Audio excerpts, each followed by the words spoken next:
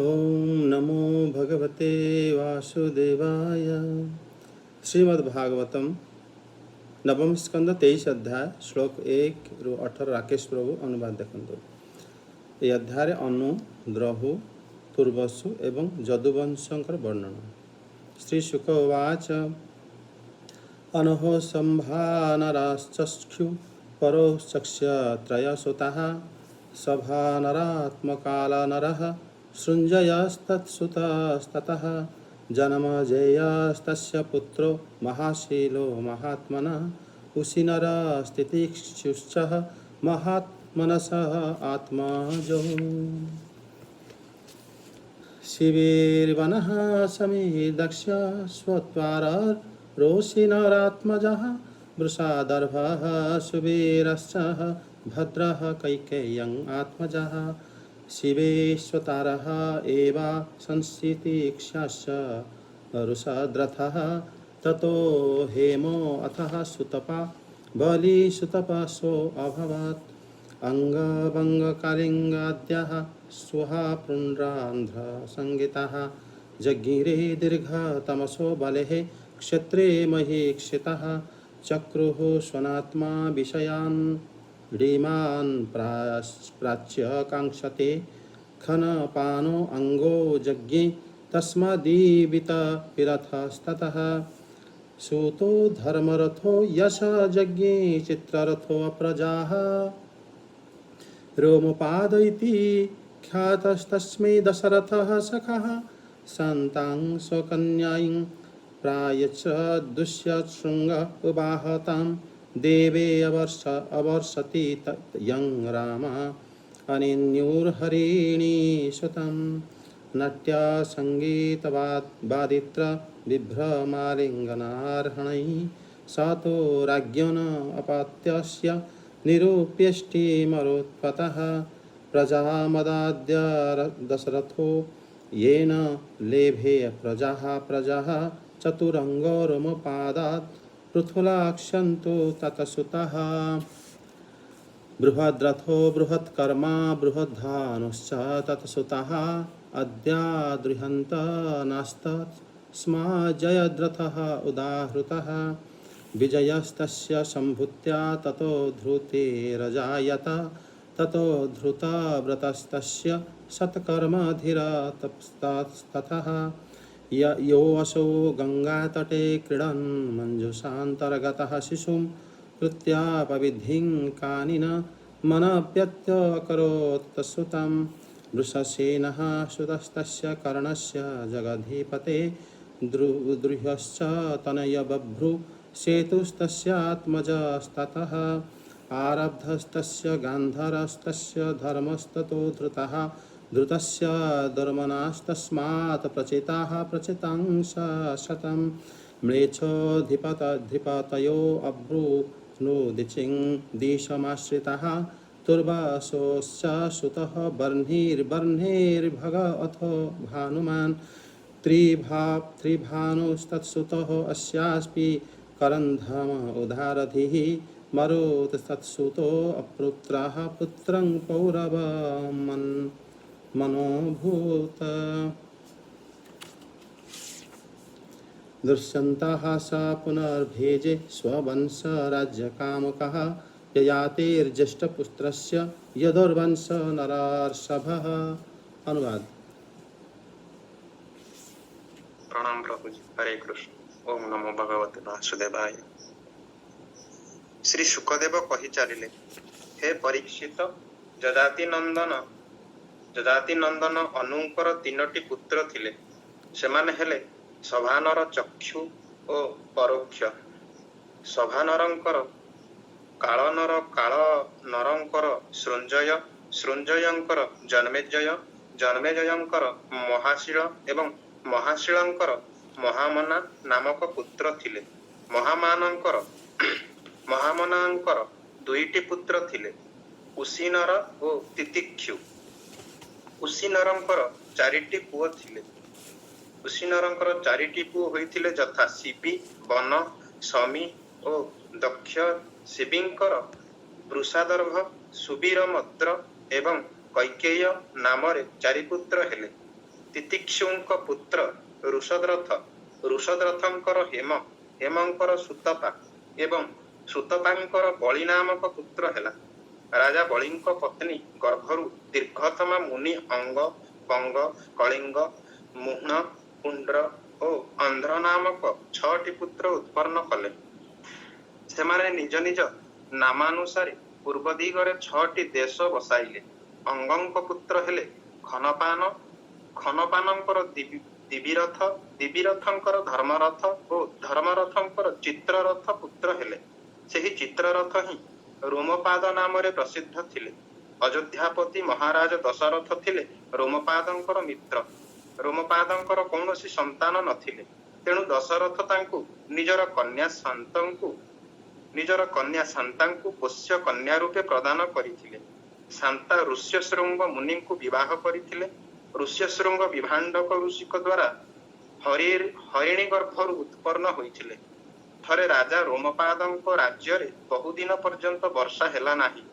ସେତେବେଳେ ଗଣିକାମାନେ ସେମାନଙ୍କର ନୃତ୍ୟ, ସଙ୍ଗୀତ, ବାଦ୍ୟ, ହାବଭାବ, ଆଲିଙ୍ଗନ ଓ ବିବିଧ ଉପହାରରେ ମୋହିତ କରି ଋଷ୍ୟଶୃଙ୍ଗଙ୍କୁ ସେହି ରାଜ୍ୟକୁ ନେଇ ଆସିଲେ। ସେ ଆସୁ ଆସୁ ସେଠାରେ ବର୍ଷା ହେଲା। ସେ ହିଁ ଇନ୍ଦ୍ରଦେବଙ୍କ ଯଜ୍ଞ କରାଇଲେ ଏବଂ ତା ଫଳରେ ନିଃସନ୍ତାନ ରାଜା ରୋମପାଦଙ୍କର ପୁତ୍ର ଜନ୍ମ ହେଲା। ପୁତ୍ରହୀନ ଦଶରଥ ମଧ୍ୟ ଋଷ୍ୟଶୃଙ୍ଗଙ୍କ ଚେଷ୍ଟା ହେତୁ 4ଟି ପୁତ୍ର ଲାଭ କଲେ। ରୋମପାଦଙ୍କ ପୁତ୍ରର ନାମ ଚତୁରଙ୍ଗ ଓ ଚତୁରଙ୍ଗଙ୍କ ପୁତ୍ର ହେଲେ ପୃଥୁଳାକ୍ଷ। ପୃଥୁଳାକ୍ଷଙ୍କର ବୃହଦ୍ରଥ, ବୃହତ୍କର୍ମା ଓ ବୃହଦ୍ଭାନୁ ନାମକ 3ଟି ପୁତ୍ର ହେଲେ। ବୃହଦ୍ରଥଙ୍କ ପୁତ୍ରର ନାମ ବୃହନ୍ମନା ଓ ବୃହନ୍ମନାଙ୍କ ପୁତ୍ର ଜୟଦ୍ରଥ। ଜୟଦ୍ରଥଙ୍କ ପତ୍ନୀଙ୍କ ନାମ ସମ୍ଭୂତି। ତାଙ୍କ ଗର୍ଭରୁ ବିଜୟ ନାମକ ପୁତ୍ର ଜନ୍ମ ହେଲା। ବିଜୟଙ୍କ ପୁତ୍ର ଧୃତି, ଧୃତିଙ୍କ ପୁତ୍ର ଧୃତବ୍ରତ, ଧୃତବ୍ରତଙ୍କ ପୁତ୍ର ସତ୍କର୍ମା ଓ ସତ୍କର୍ମାଙ୍କ ପୁତ୍ର ଥିଲେ ଅଧିରଥ। ଅଧିରଥଙ୍କର କୌଣସି ସନ୍ତାନ ନଥିଲେ। ଦିନେ ଗଙ୍ଗା ତଟରେ କ୍ରୀଡ଼ା କରୁଥିବା ସମୟରେ ସେ ଦେଖିଲେ ଯେ ଗୋଟିଏ ପେଡ଼ି ଭିତରେ ଛୋଟ ଶିଶୁଟିଏ ଆସି ଭାସି ଯାଉଛି। ଅଧିରଥ ସେହି ଶିଶୁଟିକୁ ଆଣି ନିଜର ପୁତ୍ର କରି ପାଳିଲେ। ସେହି ଶିଶୁଟିର ନାମ କର୍ଣ୍ଣ। ତାକୁ ତାର ମା କୁନ୍ତୀ କନ୍ୟା ଅବସ୍ଥାରେ ଜନ୍ମ ଦେଇଥିବାରୁ ଏପରି ଭସାଇ ଦେଇଥିଲେ। ହେ ପରୀକ୍ଷିତ, ରାଜା କର୍ଣ୍ଣଙ୍କ ପୁତ୍ରର ନାମ ହେଲା ବୃଷସେନ। ଯଜାତିଙ୍କ ପୁତ୍ର ଦ୍ରୁହ୍ୟୁଙ୍କ ଠାରୁ ବ୍ରହ୍ମ ଜନ୍ମ ହେଲେ। ରାଜା କର୍ଣ୍ଣଙ୍କ ପୁତ୍ରର ନାମ ହେଲା ବୃଷସେନ। ଯଜାତିଙ୍କ ପୁତ୍ର ଦ୍ରୁହ୍ୟୁଙ୍କ ଠାରୁ ବଭ୍ରୁ ଜନ୍ମ ହେଲେ। ବଭ୍ରୁଙ୍କ ପୁତ୍ର ସେତୁ, ସେତୁଙ୍କ ପୁତ୍ର ଆରବ୍ଧ, ଆରବ୍ଧଙ୍କ ପୁତ୍ର ଗାନ୍ଧାର, ଗାନ୍ଧାରଙ୍କ ପୁତ୍ର ଧର୍ମ, ଧର୍ମଙ୍କ ପୁତ୍ର ଧୃତ, ଧୃତଙ୍କ ପୁତ୍ର ଦୁର୍ମନା ଓ ଦୁର୍ମନାଙ୍କ ପୁତ୍ର ହେଲେ ପ୍ରଚେତା। ପ୍ରଚେତାଙ୍କର 100 ପୁତ୍ର ହେଲେ। ସେମାନେ ଉତ୍ତର ଦିଗରେ ମ୍ଲେଚ୍ଛମାନଙ୍କର ରାଜା ହେଲେ। ଯଜାତିଙ୍କ ପୁତ୍ର ତୁର୍ବସୁଙ୍କର ବହ୍ନି, ବହ୍ନିଙ୍କର ଭର୍ଗ, ଭର୍ଗଙ୍କର ଭାନୁମାନ, ଭାନୁମାନଙ୍କର ତ୍ରିଭାନୁ, ତ୍ରିଭାନୁଙ୍କର ଉଦାରବୁଦ୍ଧି, କରନ୍ଧମ ଏବଂ କରନ୍ଧମଙ୍କର ମରୁତ ନାମକ ପୁତ୍ର ହେଲେ। ମରୁତ ନିଃସନ୍ତାନ ଥିଲେ, ତେଣୁ ସେ ପୁରୁବଂଶୀ ଦୁଷ୍ୟନ୍ତଙ୍କୁ ପୁତ୍ର କରି ରଖିଥିଲେ। କିନ୍ତୁ ଦୁଷ୍ୟନ୍ତ ରାଜା ପାଇବା କାମନାରେ ନିଜ ବଂଶକୁ ଫେରିଗଲେ। ହେ ପରୀକ୍ଷିତ, ଏଥର ମୁଁ ଯଜାତିଙ୍କ ବଡ଼ ପୁଅ ଯଦୁଙ୍କ ବଂଶର ବର୍ଣ୍ଣନା କରିବି। ହରେ କୃଷ୍ଣ ପ୍ରଭୁଜୀ, ପ୍ରଣାମ। प्रणाम, धन्यवाद प्रभु जी। एठी माने सुखदेव गोस्वामी पाद ये जो 23 अध्याय जदुवंशर वर्णन करुछंती। राजा जजातिंकर जो पुत्र थिले, राजा जजातिंकर सेथरु गोटे पुत्र थिले मनु, माने जो अनुंकर अनु एक्चुअली सी तांकर 5 पुत्र थिले राजा जजातिंकर। सेथरु माने तुर्बसु, यदु, तुर्बसु, द्रह्यु, अनु एवं पुरु, ये भितर केवल पुरुवंश आमे माने पूरा पढ़ी पुरुवंश आमे शुणी महाराज परीक्षित एवं तांका आग भविष्यत पीढ़ी पर्यंत सुखदेव गोस्वामी वर्णन करदे।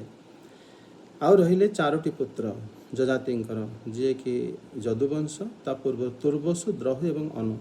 अनुवंश को से विवेचना करुछंती। अनुवंश रे आमर ओडिशा जो उत्कलर जरा राजा मध्य से वंश रे आसीथिले चंद्रवंशर, एवं अनुवंश रे मध्यर आमर जो କର୍ଣ୍ଣ ଯିଏ ମାନେ ମହାଭାରତ ଯୁଦ୍ଧରେ ଯୁଦ୍ଧ କରିଥିଲେ ସେ ମଧ୍ୟ ସେଇ ବଂଶରେ ଆସନ୍ତି।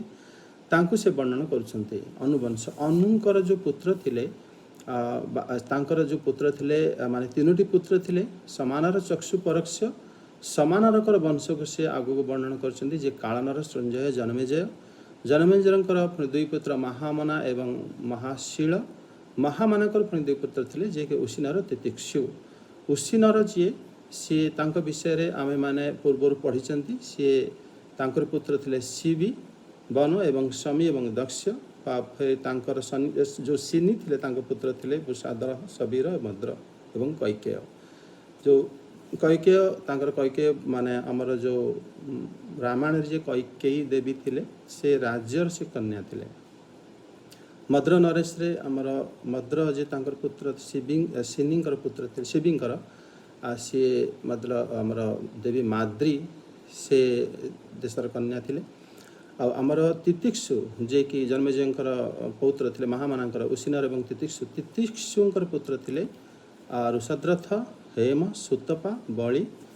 ତାଙ୍କର ଆକ୍ଚୁଆଲି ବଳିଙ୍କର ସନ୍ତାନ ନଥିଲେ କିନ୍ତୁ ସେ ତାଙ୍କର ପତ୍ନୀ ପୁଣି ତାଙ୍କର ଗୁରୁ ମାଧ୍ୟମରେ ଦୀର୍ଘତମା ଋଷିଙ୍କ ମାଧ୍ୟମରେ ପୁଣି ସେ 6 ପୁତ୍ର ଲାଭ କରିଥିଲେ। ଏଇଟା ଆମର ଶାସ୍ତ୍ରରେ ଆମେ କେଇ ଜାଗାରେ ଦେଖିଛନ୍ତି। ଯେମିତି ଶ୍ରୀ ବ୍ୟାସ ମଧ୍ୟ ଆସି ତାଙ୍କ କ୍ଷେତ୍ରରେ ମାନେ ପୁତ୍ର ସନ୍ତାନ ଦେଇ ତାଙ୍କ ବଂଶ ତାଙ୍କ ଗୋତ୍ର ସେଠି ମାନାଯିବ ଯଦି କ୍ଷେତ୍ର ଏଙ୍କର ଥିବ। ଏଙ୍କ ଘରକୁ ଯଦି ସେ ନିମନ୍ତ୍ରିତ ହୋଇକି ଆସିଥିବେ ତେବେ ଯଦି ପତ୍ନୀ ତାଙ୍କ ଘରୁ ଚାଲି ଯାଇଥାନ୍ତି ତାହେଲେ ଗୋତ୍ର ଅଲଗା ହୋଇଯାଇଥାନ୍ତା। ସେଇ ଗୋତ୍ରରେ ରହନ୍ତି ଏବଂ ଏଭଳି ଭାବରେ ଶାସ୍ତ୍ରରେ ବର୍ଣ୍ଣିତ ଅଛି। ବଳିଙ୍କର ମଧ୍ୟ ପୁତ୍ର ନଥିଲେ ସେ ଦୀର୍ଘତମା ଋଷିଙ୍କର ମୁନିଙ୍କ ଠାରୁ 6 ପୁତ୍ର ଲାଭ କରିଥିଲେ ଅଙ୍ଗଭଙ୍ଗ କଳିଙ୍ଗ ଶ୍ରୀଭୂପୂର୍ଣ୍ଣ ଏବଂ ଶ୍ରାନ୍ତ ତାଙ୍କର ମାନେ ଯେଉଁ ଏଠି କଳିଙ୍ଗ ରାଜା ବଙ୍ଗ ରାଜା ଆଉ ସୁଇହୁ ରାଜା ପୂର୍ଣ୍ଣ ଏବଂ ଏମାନଙ୍କ ବିଷୟରେ ନ କହି ସେ ଅଙ୍ଗରାଜାଙ୍କୁ ମାନେ ଆଗକୁ ବିସ୍ତାର ତାଙ୍କ ବିଷୟରେ କହିଛନ୍ତି। ଅଙ୍ଗରାଜାଙ୍କର ଯେଉଁ ମାନେ ଅଙ୍ଗରାଜ ହେଇଥିଲେ କର୍ଣ୍ଣ ନିଜେ ତେଣୁ ସେ ଅଙ୍ଗ ବଂଶକୁ ବର୍ଣ୍ଣନ କରି ସୁଖଦେବ ଗୋସ୍ୱାମୀ ପାଦ ଆଗେ କହୁଛନ୍ତି ତାଙ୍କ ବଂଶରେ ଖନପାନ ଦିବିରଥ ଧର୍ମରଥ ରୋମପାଦ ଯିଏ ଶ୍ରୀ ଦଶରଥଙ୍କର ମିତ୍ର ଥିଲେ ଏବଂ ତାଙ୍କୁ ଦଶରଥ ମହାରାଜ ଏତେ ମହାନ ଥିଲେ ତାଙ୍କ ନିଜର ଗୋଟିଏ ମାତ୍ର କନ୍ୟା ଥିଲେ ସେ କନ୍ୟାକୁ ମଧ୍ୟ ତାଙ୍କୁ ଦାନ କରିଦେଇଥିଲେ। ସେତେବେଳେ ଯଦିଓ ପ୍ରଭୁଙ୍କର ଆବିର୍ଭାବ ହେଇନଥିଲା ସେ କନ୍ୟା ସହିତ ପୁଣି ସେ ଋଷ୍ୟଶୃଙ୍ଗ ସହିତ ତାଙ୍କର ବିବାହ ହେଇଥିଲା। ପୁଣି ତାପରେ ବର୍ଷା ହେଇଥିଲା ଏବଂ ତାପରେ ଋଷ୍ୟଶୃଙ୍ଗଙ୍କର ଯଜ୍ଞରୁ ପୁଣି ଯେଉଁ ଆମର ରୋମପାଦ ଥିଲେ ତାଙ୍କୁ ପୁତ୍ର ଲାଭ ହୋଇଥିଲେ ଏବଂ ସେତେବେଳେ ମଧ୍ୟ ଶ୍ରୀ ଦଶରଥଙ୍କୁ ମଧ୍ୟ ପୁତ୍ର ପ୍ରାପ୍ତ ହେଇଥିଲେ। ଭଗବାନ ସେଠି ଆବିର୍ଭାବ ହେଇଥିଲେ ମାନେ ସେତେବେଳେ ତାଙ୍କ ପୁତ୍ର ଥିଲେ ମାନେ ଚତୁରଙ୍ଗ ଏବଂ ଏଭଳି ଭାବରେ ସେତେବେଳେ ଭଗବାନ ଶ୍ରୀରାମଙ୍କର ସମୟକ ସେ ଥିଲେ ଚତୁରଙ୍ଗ। ତାପରେ ତାଙ୍କର ପୁତ୍ର ଥିଲେ ପୃଥୁଳାକ୍ଷ। ତାପରେ 3ଟି ପୁତ୍ର ଥିଲେ ବୃହତ୍କର୍ମ ବୃହଦ୍ରଥ ବୃହଦ୍ଭାନ। ବୃହଦ୍ରଥଙ୍କର ବଂଶକୁ ସେ ଆଗକୁ ସୁଖଦେବ ଗୋସ୍ୱାମୀ ପାଦ ବର୍ଣ୍ଣନ କରୁଛନ୍ତି। ତାଙ୍କର ମାନେ ବୃହତ୍ତନ୍ମା ଏବଂ ଜୟଦ୍ରଥ। ତାଙ୍କର ବଂଶରେ ବିଜୟ ଧୃତି ଧୃତବ୍ରତ ସତ୍ୟକ୍ରମ ଅଧିରଥ ହେଲେ କର୍ଣ୍ଣଙ୍କର ପିତା ତାଙ୍କରି ପୁତ୍ର ହେଇଥିଲେ କର୍ଣ୍ଣ। ଏଠି ଅଧିରଥ ତାଙ୍କର ଜନ୍ମିତ ପୁତ୍ର ନହେଲେ ମଧ୍ୟ ତାଙ୍କର ପାଳିତ ପୁତ୍ର ଥିଲେ ଯେଉଁଟାକି ଆମେ ମହାଭାରତରୁ ଜାଣିଛନ୍ତି। ଦେବୀ କୁନ୍ତୀଙ୍କର ସୂର୍ଯ୍ୟଙ୍କ ଅରସରୁ ସେ ପୁତ୍ର ଲାଭ ହୋଇଥିଲେ। କର୍ଣ୍ଣଙ୍କର ପୁତ୍ରଙ୍କ ନାମ ଥିଲା ବୃଷସେନ। ଏଇ ପର୍ଯ୍ୟନ୍ତ ମାନେ ସେ ତାଙ୍କ ବଂଶ ଆଗକୁ ଯାଇଥିଲା। ତାପରେ ମାନେ ଆମର ଏ ବଂଶ ଯେଉଁ ଚନ୍ଦ୍ରବଂଶ ଯେଉଁ ଅନୁଙ୍କର ବଂଶରୁ ଦ୍ରହୁଙ୍କର ବିଷୟରେ ମାନେ ସେଠି ସେ କହୁଛନ୍ତି କି ଦ୍ରହୁ ମାନେ ଏଠି ଆମର ଯେଉଁ ଅନୁଙ୍କ ବଂଶ ଏଇଥି ପର୍ଯ୍ୟନ୍ତ ସେ ନେଇଗଲେ କର୍ଣ୍ଣଙ୍କର ପୁତ୍ର ପର୍ଯ୍ୟନ୍ତ। ଦ୍ରହୁ ସେ ଯଜାତିଙ୍କର ଆଉ ଜଣେ ପୁତ୍ର। ଦ୍ରହୁଙ୍କର ପୁତ୍ର ଥିଲେ ବଭ୍ରୁ ତାପରେ ସେତୁ ଆରବ୍ଧ ଗନ୍ଧାର ଧର୍ମ ଧୃତି ଦୁର୍ମନ ପ୍ରଚେତା ଯେଉଁମାନେ ସେ ସମୟରେ ଅଲଗା ପ୍ରଚେତା ଆମର ସ୍ୱୟଂଭୂ ମନ୍ୱନ୍ତରର ପ୍ରଚେତା ନଥିଲେ ସେମାନେ ଇଏ ପ୍ରଚେତା ମାନେ ମ୍ଲେଚ୍ଛ ହେଇଗଲେ ଏବଂ ସେଇଠି ତାଙ୍କର ବଂଶ ସେଇଠି ସମାପ୍ତି ହେଇଗଲା ଯଜାତିଙ୍କର। ତାपर ଆଉ ଜଣେ ପୁତ୍ରଙ୍କ ବିଷୟରେ ପୁଣି ସୁଖଦେବ ଗୋସ୍ୱାମୀ ପାଦ ଗାନ ଆରମ୍ଭ କଲେ। ସେ କହୁଛନ୍ତି ଯଜାତିଙ୍କର ଥିଲେ ତୁର୍ବସୁ ବଂଶରେ ପ୍ରଥମେ ଆସିଲେ ବର୍ଣ୍ଣି ଭ୍ରଗ ଭାନୁପାଦ ତ୍ରିଭାନୁ କରନ୍ଧମ ମରୁତ ନିଃସନ୍ତାନ ଥିଲେ। ସିଏ କ'ଣ କଲେ ନା ଦୁଷ୍ୟନ୍ତଙ୍କୁ ପୁଅ କରିକି ନେଇ ଆସିଥିଲେ। ଆଉ ଆସିଲା ପରେ ସିଏ ପୁରୁବଂଶୀ ଥିଲେ ଦୁଷ୍ୟନ୍ତ। ପୁରୁବଂଶରେ ଆମର ମହାରାଜ ପରୀକ୍ଷିତ ଆସିଥିଲେ ସେ ତାଙ୍କର ମାନେ ରିଲେଟିଭ୍ ଥିଲେ ଯେ ତାଙ୍କୁ ପୁଅ କରି ନେଇ ଆସିଥିଲେ। ଯେତେବେଳେ ନେଇ ଆସିଥିଲେ ପୁଣି ଏଙ୍କର ଯିଏ ତାଙ୍କର ମାନେ ଆସି କିନ୍ତୁ राज्य पाई पुणी से राज्य को फेरी जाइथिले जेति दिन थिले ये निसंतान केवल संतान रूप में सी संतान कार्य करथिले राजा मरुतंकर किंतु तापर सी निज राज्य को बा निज माने राजधानी को दुष्यंत फेरी जाइथिले एवं देवी शकुंतला सहित तापर विवाह होता एवं भरतंकर आविर्भाव होता एवं एठी सी दुई वंशर पुत्र थिले। तापरे श्लोक आमर 19 रु भारती माता जी 27 पर्यंत देखते।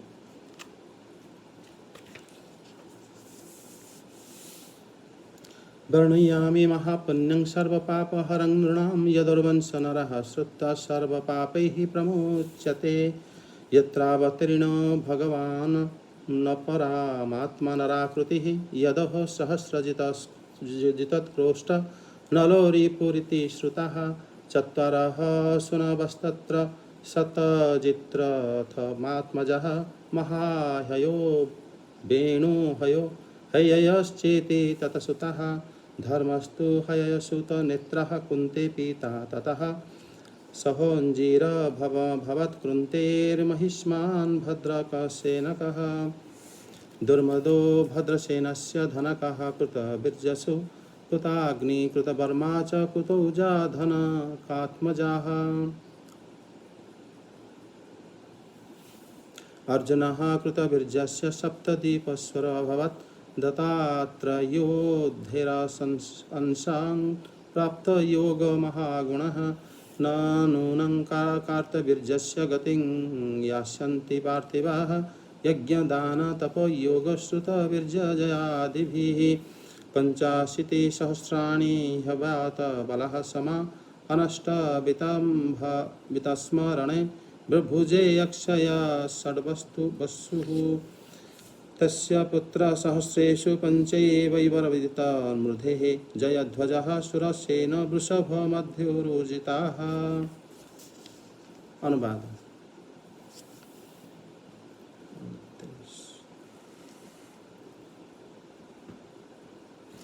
भारती माता जी अनुवाद पढ़ेंगे। जय जगन्नाथ। प्रभु जी प्रणाम। प्रणाम। समस्त प्रणाम। गुरु ब्रह्मा गुरु विष्णु गुरुदेव महेश्वर गुरु साक्षात परम ब्रह्म तस्मै श्री गुरुवे नमः। जय जगन्नाथ।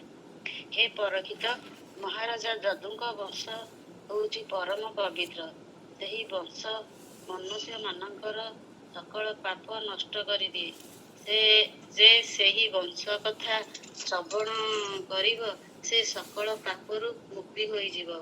ସେହି ବଂଶର ସ୍ୱୟଂ ଭଗବାନ ପରମବ୍ରହ୍ମ ଶ୍ରୀକୃଷ୍ଣ ମନୁଷ୍ୟ ରୂପରେ ଅବତାର ଗ୍ରହଣ କରିଥିଲେ। ଯଦୁଙ୍କର 4 ପୁତ୍ର ଥିଲେ ଯଥା ଶ୍ରଭସଜିତ୍ କୃଷ୍ଣାଜଳ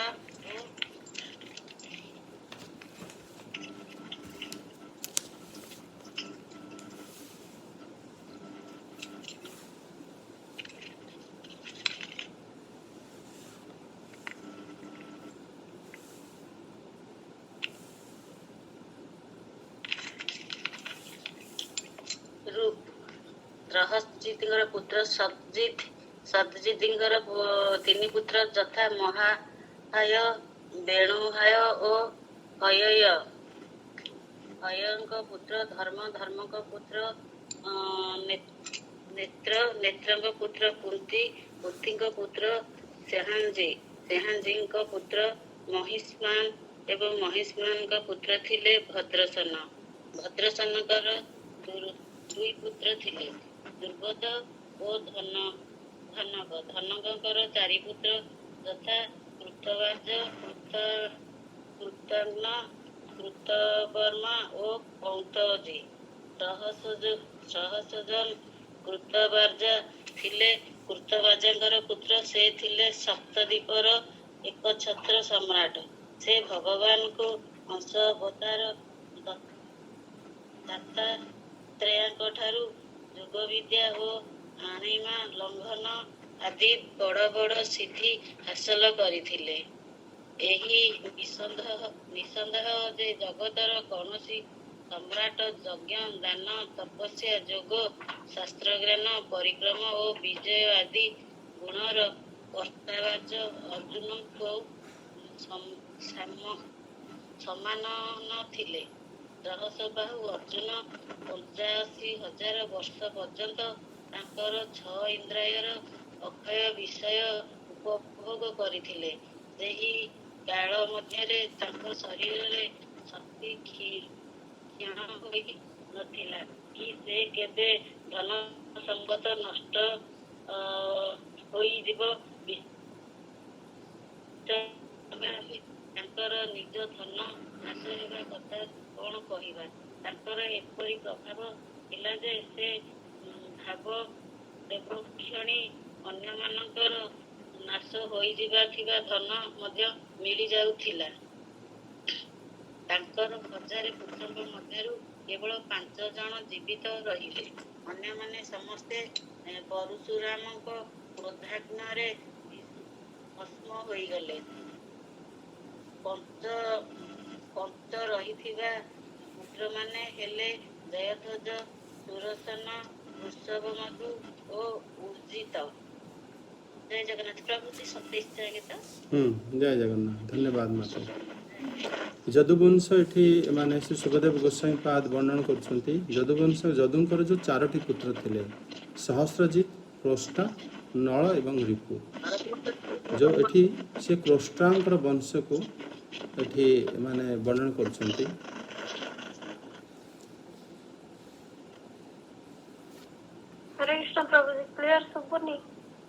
ହଁ, ଏଠି ମାନେ ସହସ୍ରଜିତ, କ୍ରୋଷ୍ଟା, ନଳ ଏବଂ ରିପୁ 4ଟି ପୁତ୍ର ଥିଲେ ଶ୍ରୀ ଯଦୁଙ୍କର। ଏବଂ କ୍ରୋଷ୍ଟାଙ୍କର ଯେଉଁ ବଂଶ ତାକୁ ମାନେ ସୁଖଦେବ ଗୋସ୍ୱାମୀ ପାଦ ବର୍ଣ୍ଣନ କରୁଛନ୍ତି। ଯେଉଁଟା କି ପ୍ରଥମେ ତାଙ୍କର ଯେଉଁ ସହସ୍ରଜିତ ଥିଲେ, ପ୍ରଥମେ ସହସ୍ରଜିତଙ୍କର ବଂଶକୁ ବର୍ଣ୍ଣନ କରୁଛନ୍ତି। ସହସ୍ରଜିତଙ୍କର ପୁତ୍ର ହେଇଥିଲେ ସତଜିତ।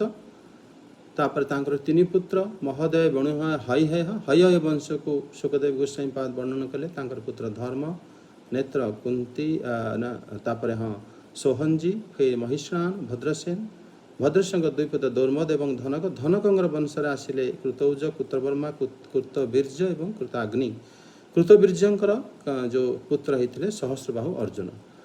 ସହସ୍ରବାହୁ ଅର୍ଜୁନଙ୍କ ବିଷୟରେ ମଧ୍ୟ ଆମେ ଶ୍ରୀ ପରଶୁରାମଙ୍କର ଅବତାର ଯେତେବେଳେ ଆମେ ଶୁଣିଥିଲେ, ସେତେବେଳେ ମଧ୍ୟ ଏ ବିଷୟରେ ଚର୍ଚ୍ଚା କରିଥିଲେ।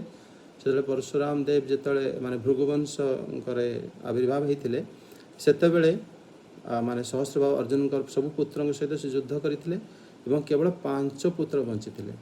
ଏବଂ କିନ୍ତୁ ସହସ୍ରବାହୁ ଅର୍ଜୁନ ତା ପୂର୍ବରୁ ଭଲ ଭାବରେ ରାଜ୍ୟ ସେ ଶାସନ କରିଥିଲେ ଏବଂ ପୁରା ଏକଛତ୍ର ଶାସନ ସେ ପୁରା ସପ୍ତଦ୍ୱୀପରେ ମାନେ ସେ ଶାସକ ଥିଲେ ଏବଂ ସେ ଦତ୍ତାତ୍ରେୟ ଭଗବାନଙ୍କ ଠାରୁ ସବୁ ସିଦ୍ଧି ପାଇଥିଲେ ଇତ୍ୟାଦି। ଏକଥା ଆମେମାନେ ପୂର୍ବରୁ ଚର୍ଚ୍ଚା କରିସାରିଛନ୍ତି।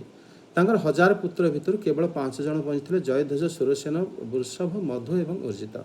କିନ୍ତୁ ଜୟଧ୍ୱଜଙ୍କର ଯେଉଁ ପୁତ୍ର ତାଙ୍କର ବଂଶ ଆଗକୁ ସୁଖଦେବ ଗୋସ୍ୱାମୀ ପାଦ ବର୍ଣ୍ଣନ କରୁଛନ୍ତି। ତାଙ୍କର ଏଇଠି ଶ୍ଲୋକ 27 ପର୍ଯ୍ୟନ୍ତ ମାନେ ସମାପ୍ତି ହେଲା। ଏବେ ଶ୍ଲୋକ 28ରୁ ଶେଷ ପର୍ଯ୍ୟନ୍ତ रमा मिश्र माताजी। प्रणाम प्रभु जी। प्रणाम। प्रणाम। गुरु ब्रह्मा गुरु विष्णु गुरुदेव महेश्वर गुरुदेव परम ब्रह्म तस्मै श्री गुरुदेव वासुदेव। जय ध्वजा ताल जंहस्तस्य पुत्र सतन्तो भूतु क्षेत्रं यत् तालजङ्घाक्ष मौर्वतेजोपसंहृतं तेषां ज्येष्ठाबाम्बातिपुत्रो वृष्टिपुत्रो मध्ये श्रुतः तस्य पुत्रः सतनुपासीत् वृष्टिज्येष्ठं तज्जतः कुलं माधवा वृषयो राजन् जगवास्यति संहितः यदुपुत्रस्य च क्रोष्टो पुत्रो वृजिनवांस्तथा स्वाहिस्ततो ऋषे कुबे तस्य चित्रस्ततस्ततः ससबिन्दुर्महार्जोगी महाभोजो महान्भुतभू चतुर्दश महारवणान्तरणश्चक्र वर्त्य पराजितः तस्य पत्नी सहस्राणं दशानं सुमहाजसा 10,00,000 पुत्राणं चासोजीजनक तेषां तु स्वल्पधानानं ऋतुस्रवसात्मजः धर्मनाम शतो तस्य यमेध शतस्य जाट तत्सुतो रुचकस्तस्य पञ्चाशत्सन्नात्मका शृणु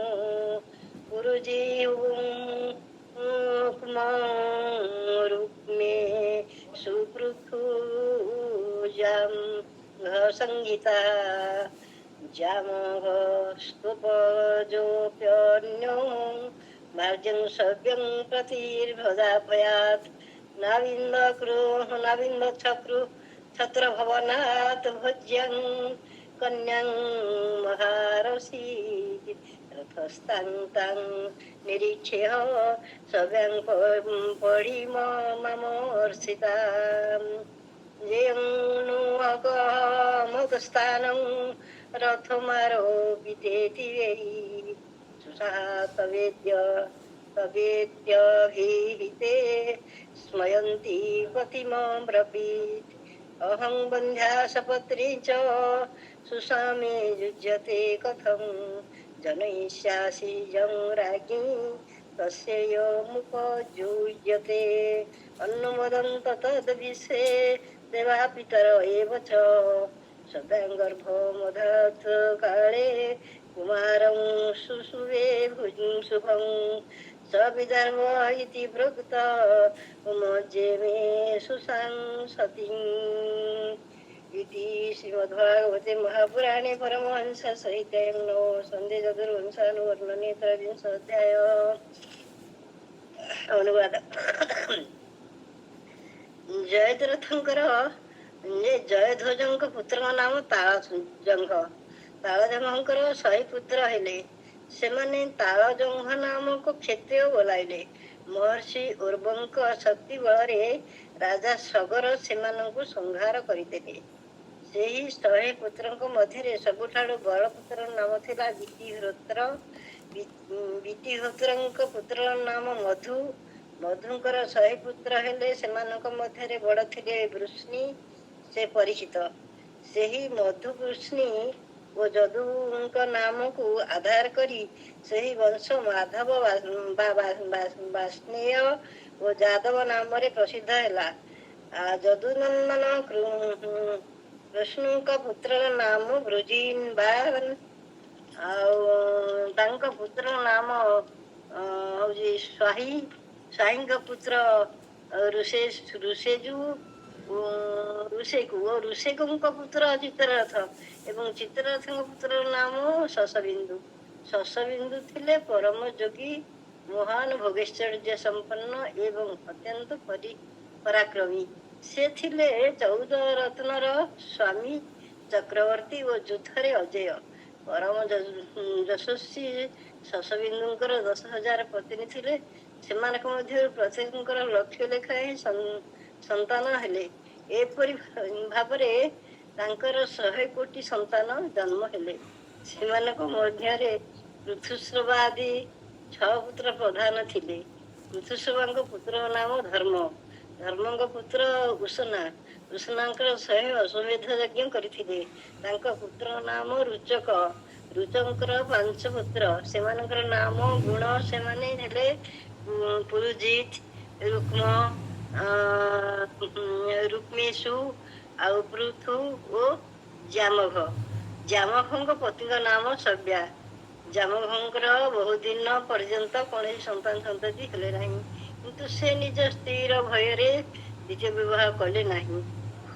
ଥରେ ସେ ଜଣେ ଶତ୍ରୁ ଘରୁ ଭୁଜା ନାମକ ଗୋଟିଏ କନ୍ୟା ହରଣ କରି ଆଣିଲେ। ସ୍ୱାମୀଙ୍କ ରଥରେ ସେହି କନ୍ୟାକୁ ଦେଖି ସବ୍ୟା କ୍ରୋଧବର ହୋଇ କହିଲେ, କପଟୀ, ମୋର ବସିବା ସ୍ଥାନରେ ତୁମେ ଆଜି କାହାକୁ ବସାଇ ନେଇ ଆସିଛ? ଜାମକ କହିଲେ, ଇଏ ତ ତୁମର ପୁତ୍ରବଧୂ। ମୁରୁକି ହସି ଦେଇକି ସବ୍ୟା କହିଲେ, ମୁଁ ତ ଆଜନ୍ମ ବାଞ୍ଝ, ତା ଛଡ଼ା ମୋର କୌଣସି ସଉତୁଣୀ ମଧ୍ୟ ନାହିଁ। ତେବେ ଇଏ ମୋର ପୁତ୍ରବଧୂ ହେଲା କିପରି? ଜାମକ କହିଲେ, ରାଣୀ, ତୁମର ଯେଉଁ ପୁତ୍ର ଜନ୍ମ ହେବ ଇଏ ତାହାର ପତ୍ନୀ ହେବ। ରାଜା ଜମଙ୍କର ଏହି କଥାକୁ ବିଶ୍ୱଦେବ ଓ ପିତୃପୁରୁଷମାନେ ଅନୁମୋଦନ କଲେ, ତେଣୁ ତାହା ଅନ୍ୟଥା ହେଲା ନାହିଁ। ଉପଯୁକ୍ତ ସମୟରେ ସଭ୍ୟଙ୍କର ଗର୍ଭ ରହିଲା ଏବଂ ସେ ଅତି ସୁନ୍ଦର ପୁତ୍ରଟିଏ ଜନ୍ମ କଲେ। ତାଙ୍କର ନାମ ରହିଲା ବିଦର୍ଭ। ସେ ସଭ୍ୟଙ୍କର ସ୍ୱାଧୀ ପୁତ୍ରବଧୂ ଭଜ୍ୟାଙ୍କୁ ବିବାହ କଲା। ଓଁ ନମୋ ଭଗବତେ ବାସୁଦେବାୟ। धन्यवाद माता जी, जय जगन्नाथ। एठी श्री सुखदेव गोस्वामी पाद जो जदुवंशर सहस्रजित जो पुत्र थिले तांकर वंश जोटा सहस्रभाव अर्जुन पर ठारू टिके वंश को आग को कही तापर से क्रोष्ट्रांकर वंश को से कहले। एठी जो सहस्रभाव अर्जुनकर सबु पुओ मरी जाइथिले, केवल 5 पुओ जीवित थिले। सेथु जयध्वजंकर वंशरे तालजंघ, वितिहोत्र, मधु एवं वृष्णि। एठी तांकर जो वंश परंपरा रे जयध्वजंकर जो तालजंघ थिले तांकर 100 पुत्र थिले, लेकिन औरव मुनि तेजरे 99 पुत्रंकर तांकर युद्ध सगर राजांक सहित ला। तार अर्थ हैला ए समय सगर मध्य सूर्यवंश रे राजूती करुथिले। तांकर पिता थिले सम्राट, किंतु तापरे तांकर पुत्र मानक ठारू से चली गला राज्य। सेते बेलु पुनी सगर राजा हे गले सम्राट सूर्यवंशी। सेते पुनी एंक सहित तांकर युद्ध हेतला, ए सब हारि जाइथिले एवं जणी पुत्र बचिथिले, सेला वितिहोत्र। वितिहोत्रंक पुत्र हेले मधु। मधुंकर 100 पुत्र थिले एवं से बड़ धार्मिक राजा थिले। सेति पई श्री भगवान को माधव कहा जाए। तांको वंश रे भगवान आविर्भाव हेतिले एवं तापरे मधुंकर पुत्र थिले ज्येष्ठ पुत्र वृष्णि। से मध्य भगवान श्रीकृष्ण को वृष्णि वंशीय कहती, वार्ष्णेय कहती। तापरे सी माने कोष्ट्रांकर वंश को वर्णन कर। जदुंकर जो पुत्र थिले कोष्ट्रांकर थिले वृजिनवान, स्वाही, फिर राशेकु एवं तापरे चित्ररथ, शशिबिंदु। शशिबिंदु जने आश्चर्यजनक राजा थिले।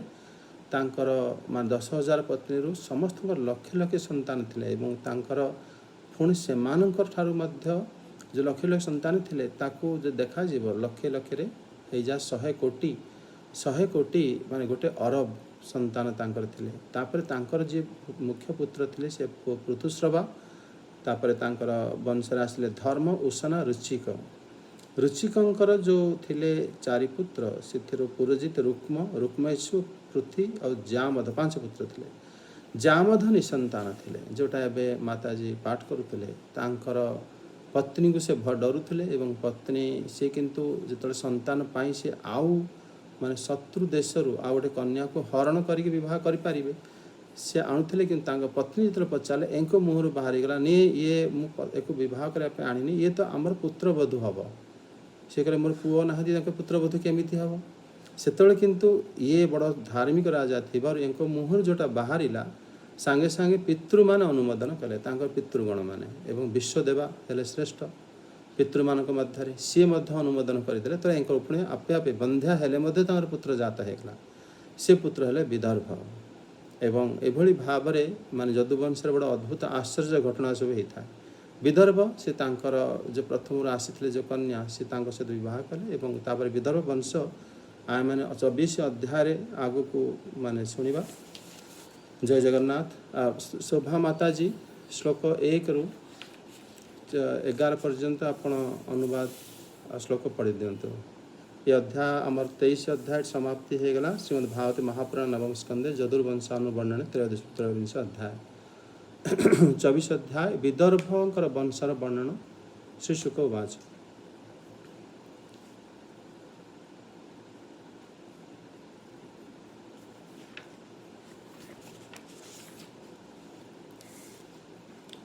तस्यं विदर्भ जनाय तत्पुत्र नाम्ना कुशाक्रथुः तृतीयं रोमपादं च विदर्भन्कुलानन्दनं रोमपादसुत बभ्रोः कृतिरजायतः कुशिका तत्सुतस्तस्माच्चेदिश्चेदादयो नृपः क्रथस्य कृतिकृन्तिः पुत्र अभ्रूष्टि तस्य निवृत्तिः तथो दशार्हो नाम्ना भृतस्य व्योमः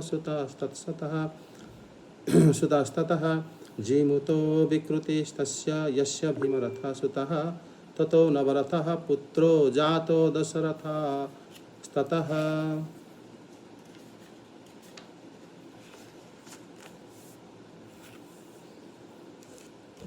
राजश्री माता जी कौन प्रश्न कर श्लोक चलती ना आज्ञा प्रभु जी नाई मुस्लिम क्वेश्चन करनी शोभा माता जी कहीं किसी पाठ करलन तो मु पाठ कर दे बोली हाथ उठेइथली। करम्भिः शकुने पुत्रो देवरातस्तदात्मजः देवक्षत्रस्ततस्तस्य मधुः कुरुवसादनुः पुरुहोत्रस्तस्नो पुत्रस्तस्यायुः सात्वतस्ततः भजमानो भजिर्दिव्यो वृष्णिदेवार्बुधवन्धकः सत्त्वस्तस्य सुतः सप्त महाम्भोजस्य स्मारिष भजमानस्य निम्लोचिः किङ्किणो दृष्टिरेव च एकस्यात्मजः पत्न्यामन्यस्यां च त्रयः सुतः शतजिच्चः सहस्राजिद युधजिदिति प्रभुः वासुदेवावृधसुतस्तयोः श्लोकै पठन्त्यमु यथैव शृणुमो दुरात्म स्वस्यामस्तसायांतिकात् बभ्रुः श्रेष्ठमनुष्याणां देवैर्देवावृधः समः पुरुषा पञ्च षष्टिश्च षट्सहस्राणि चाष्ट च ये अमृतत्वमनुप्राप्ताः बभ्रो देवावृतादपि महाभोजी अपि धर्मात्मा भोजः आसंस्तदान्वये। अनुवाद। राजेश्वर माता जी पाठ करते हैं। हरे कृष्ण प्रभु जी प्रणाम। जय श्री जगन्नाथ। ओम नमो भगवते वासुदेवाय। ओम नमो भगवते वासुदेवाय। श्री सुखदेव कहि चलिले ते परिपित भोज्य नामक पत्नी गर्भरु राजा विधववर कुश रथ ओ रोमपाद नाम तीनोटी पुत्र जात हेले। रोमपाद थिले विदर्भ वंशर जड़े श्रेष्ठ पुरुष। रोमपादंकर पुत्र बभ्रु ओ बभ्रुंकर पुत्र कृति, कृतिंक पुत्र उशिक एवं उशिकंक पुत्र थिले जेदी। हे राजन एही जेदी वंशरे ही दमघोष और शिशुपाल आदि जन्म होइथिले। प्रथम कुंती और कुंतींक दृष्टि, दृष्टिंक निर्वृतिंक दशारहंकर पुत्र थिले व्योम, व्योमंकर जिमुत, जिमुतंकर विकृति, विकृतिंकर भीमरथ, भीमरथंकर नवरथ एवं नवरथंकर दशरथ नामक पुत्र जन्म होइथिले।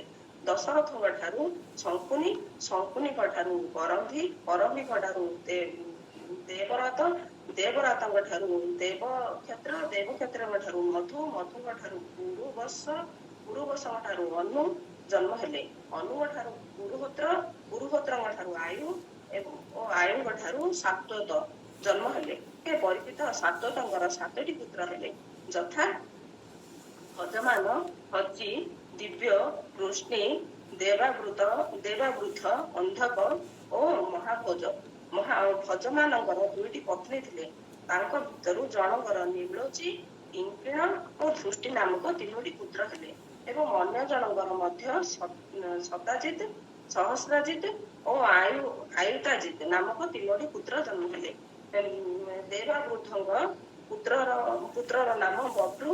देवावृत और बभ्रु को देखी तांको संबंध रे लोके कहथिले आमे दूर रे थिबा बेले जहा सुनिबा को पाउथिलु एबे निजକୁ आसी ताहा एबे निकटକୁ आसी ताहा ही देखिबा को पाउछु।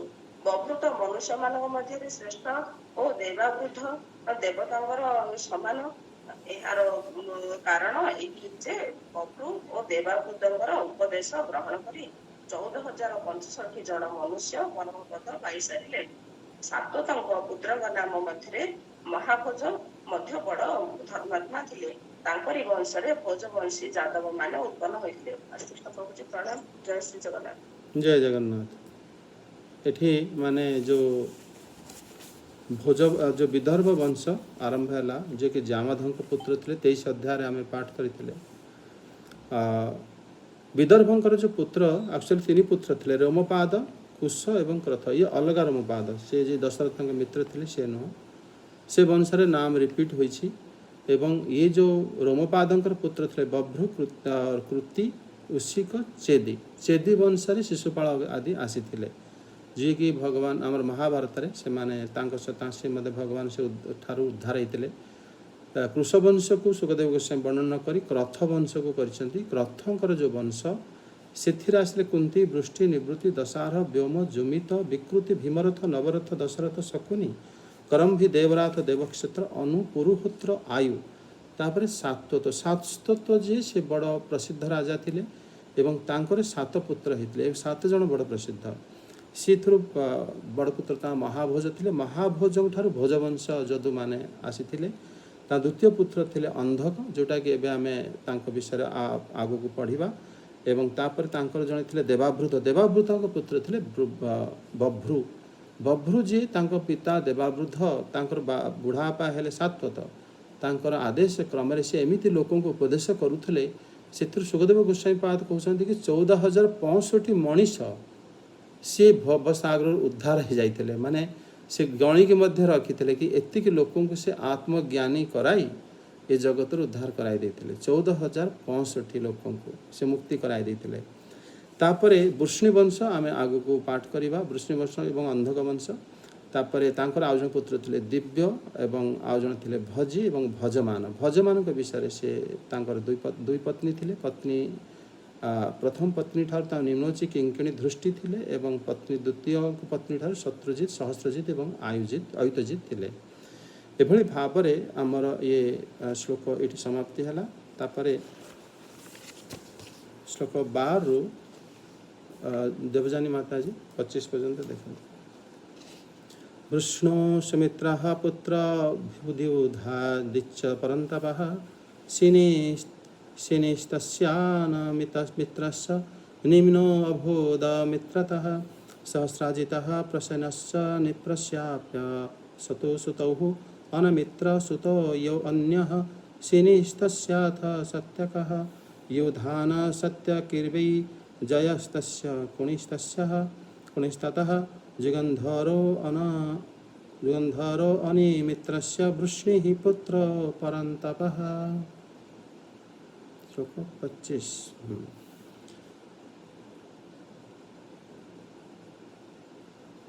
स्वफल्कस्तिश्चित्ररथस्य गान्धिनां च स्वफल्काताः अक्रूरप्रमुखाः आसन् पुत्राः 12 विश्रुताः असंगः सारामयश्च मृदुरो मृदुयो विक्तगिरिः धर्मवृद्धा सुकर्मा च क्षत्रोपक्ष्यो अरिमर्दनः शत्रुघ्नो गन्धमादश्च प्रतिबाहुश्च 12 तेषां शशा शुचिराख्यः द्रावक्रूरसुतावपिः देवावानुपदेवश्च तथा चित्ररथात्मजः पृथुर्विदुरथाद्याश्च बहो वृष्णिनन्दनाः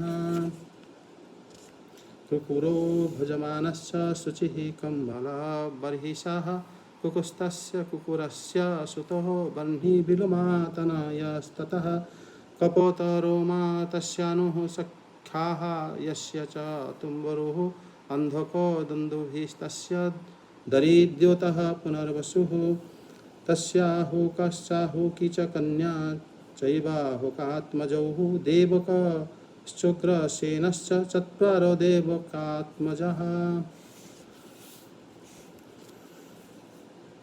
देववानुपदेवश्च सुदेवदेववर्धनः तेषां सुसारः 7 सन्धृतदेववादयो नृपः शान्ति देवपदेवा च श्रीदेवा देवरक्षिता सह देवा देवकी च वसुदेव उवाहताः कंसः सुनामान्यग्रोधः कंक शंकुः सुहुस्ततः राष्ट्रप्राण अथ सृष्टिश्च तुष्टिमात्मोग्रसेनयः कंसा कंसवती कंकासुरभो राष्ट्रपालिका उग्रसेन दुहितरो वसुदेवानु जस्त्रियः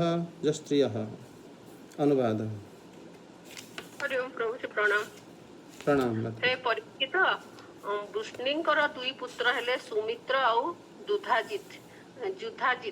ଯୁଧାଜିତଙ୍କର ସିନି ଓ ଅନମିତ୍ର ନାମରେ ଦୁଇଟି ପୁତ୍ର ହେଲେ। ଅନମିତ୍ରଙ୍କର ପୁତ୍ର ହେଲେ ନିମ୍ନ। ସତ୍ରାଜିତ ଓ ପ୍ରସନ୍ନ ନାମରେ ପ୍ରସିଦ୍ଧ ଦୁଇ ଯଦୁବଂଶୀ ନିମ୍ନଙ୍କର ହିଁ ପୁତ୍ର ଥିଲେ। ଅନମିତ୍ରଙ୍କର ସିନି ନାମକ ଅନ୍ୟ ଏକ ପୁତ୍ର ଥିଲା। ସିନିଙ୍କ ଠାରୁ ସତ୍ୟକ ଜନ୍ମ ହୋଇଥିଲେ। ଏହି ସତ୍ୟକଙ୍କ ପୁତ୍ର ଥିଲେ ରୁଜୁଧାନ, ଯିଏକି ସାତ୍ୱିକୀ ନାମରେ ମଧ୍ୟ ପ୍ରସିଦ୍ଧି ଥିଲେ।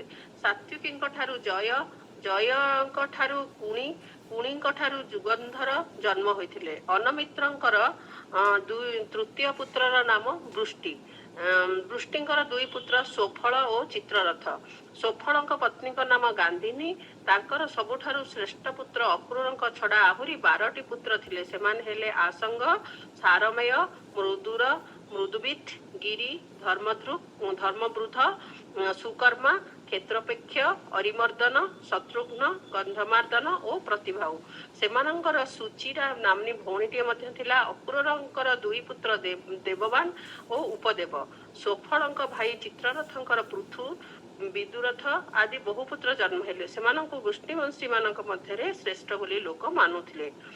ଶାଶ୍ୱତଙ୍କ ପୁତ୍ର ଅନ୍ଧକଙ୍କର କୁକୁର, ଭଜମାନ, ସୂଚି ଓ କମ୍ବଳ ବହି ନାମରେ 4 ପୁତ୍ର ହେଲେ। ସେମାନଙ୍କ ମଧ୍ୟରୁ କୁକୁରଙ୍କର ଠାରୁ ବହ୍ନି, ବହ୍ନିଙ୍କ ଠାରୁ ବିଲୋମାଙ୍କ ଠାରୁ କପୋତରୋମା ଓ କପୋତରୋମାଙ୍କ ଠାରୁ ଅନୁ ନାମକ ପୁତ୍ର ଜନ୍ମ ହେଲେ। ତୁମ୍ବୁରୁ ଗନ୍ଧର୍ବଙ୍କ ସହିତ ଅନୁଙ୍କର ବିଶେଷ ମିତ୍ରତା ଥିଲା। ଅନୁଙ୍କର ଠାରୁ ଅନ୍ଧକ, ଅନ୍ଧକ ଠାରୁ ଦୁଦୁଭି, ଦୁଦୁଭିଙ୍କ ଠାରୁ ଅରିଦତ୍ୟ, ଅରିଦତ୍ୟଙ୍କ ଠାରୁ ପୁନର୍ବସୁ ଓ ପୁନର୍ବସୁଙ୍କ ଠାରୁ ଆହୁକ ନାମକ ଏକ ପୁତ୍ର ଓ ଆହୁକି ନାମକ ଏକ କନ୍ୟା ଜାତ ହେଲେ। ଆହୁକଙ୍କର 2 ପୁତ୍ର ହେଲେ ଦେବକ ଓ ଉଗ୍ରସେନ। ଦେବକଙ୍କର 4 ପୁତ୍ର ହେଲେ। ସେମାନଙ୍କ ନାମ ହେଲା ଦେବବାନ, ଉପଦେବ, ସୁଦେବ ଓ ଦେବବର୍ଦ୍ଧନ। ସେମାନଙ୍କର 7 ଭଉଣୀ ଥିଲେ, ଯଥା ଧୃତବେଦା, ଶାନ୍ତିଦେବା, ଉପଦେବା, ଶ୍ରୀଦେବା, ଦେବରକ୍ଷିତା, ସହଦେବା ଓ ଦେବକୀ। ଏ ସମସ୍ତଙ୍କୁ ବସୁଦେବ ବିବାହ କରିଥିଲେ। ବସୁଦେବ। ଉଗ୍ରସେନଙ୍କର 9 ପୁତ୍ର ଥିଲେ। କଂସ, ସୁନାମା, ନାଗେନ୍ଦ୍ର, କଙ୍କ, ଶଙ୍କୁ, ସୁହୁ, ରାଷ୍ଟ୍ରପାଳ, ସୃଷ୍ଟି ଓ ତୃଷ୍ଟିମାନ।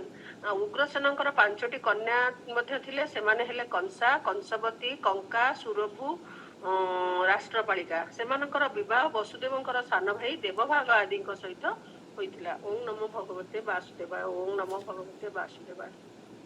ଜୟ ଜଗନ୍ନାଥ। ଧନ୍ୟବାଦ। ସମସ୍ତେ ବିବାହ କରିଥିଲେ। ବସୁଦେବଙ୍କ 13ଟି ଥିଲେ ପତ୍ନୀ।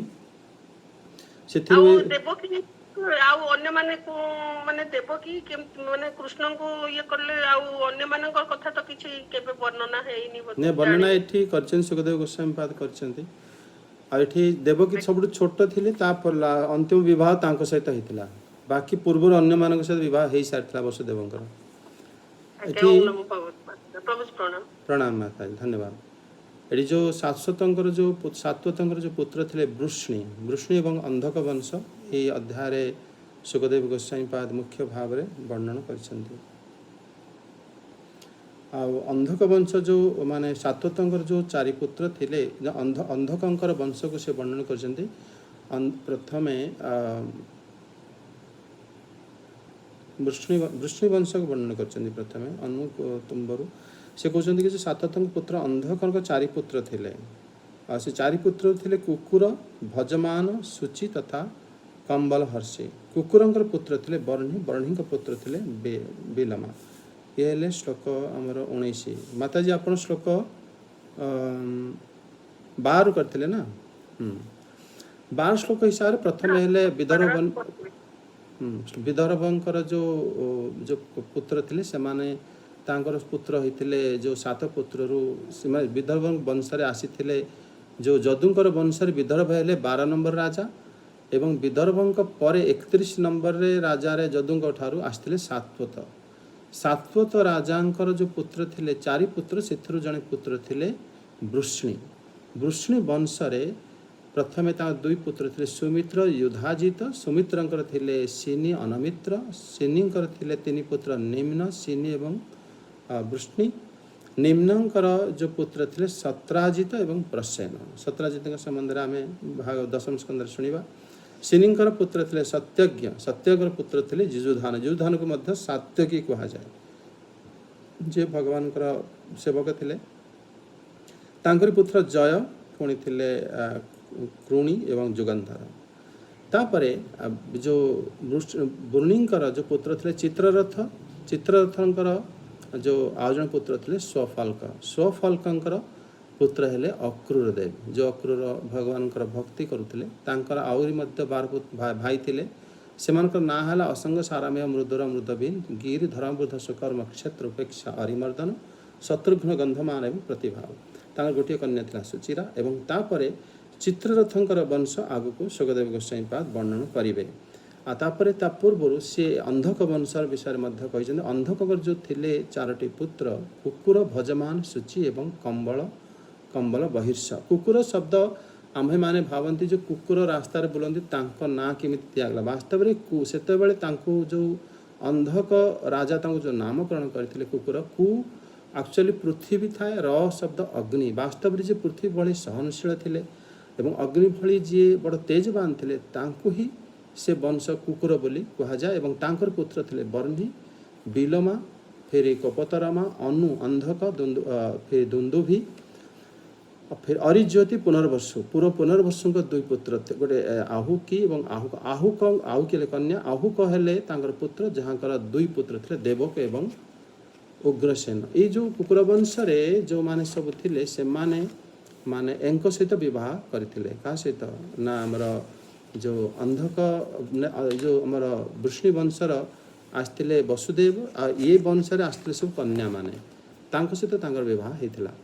ये जो माने बहुत जुग परे माने ये जो वंश एमिति छोट नथिला, माने बहुत ये तो सत्य जुगर चली आसे वंश।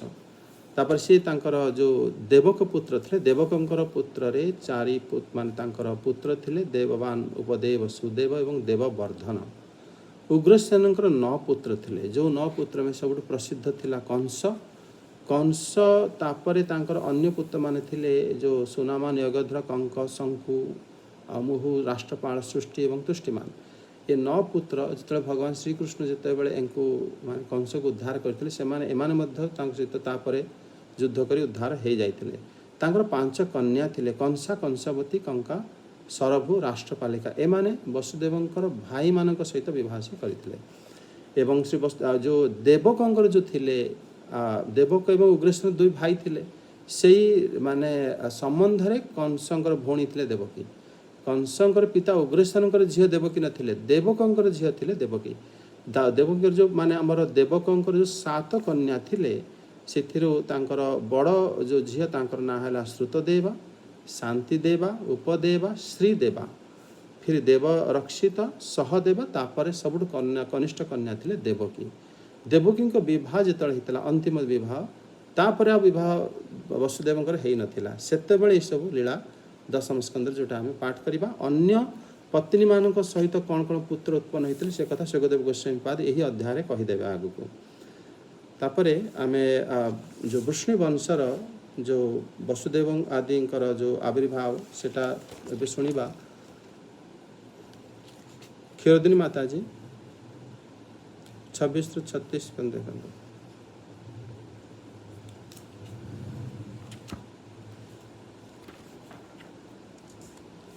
सुरोबिन्दुरथा दासीद् भजमानः सुतस्ततः सीनीस्तस्मात् स्वयं भोजो हृदि तत्सुतो मतः देवबाहुः शतधनुः कृतवर्मेति तत्सुतः देवमीढस्य सुरस्य मारिषा नाम पत्न्यभूत् तस्यां च जनयामास 10 पुत्रान् कल्मषान् वसुदेवं देवभागं देवश्रव समानकम्।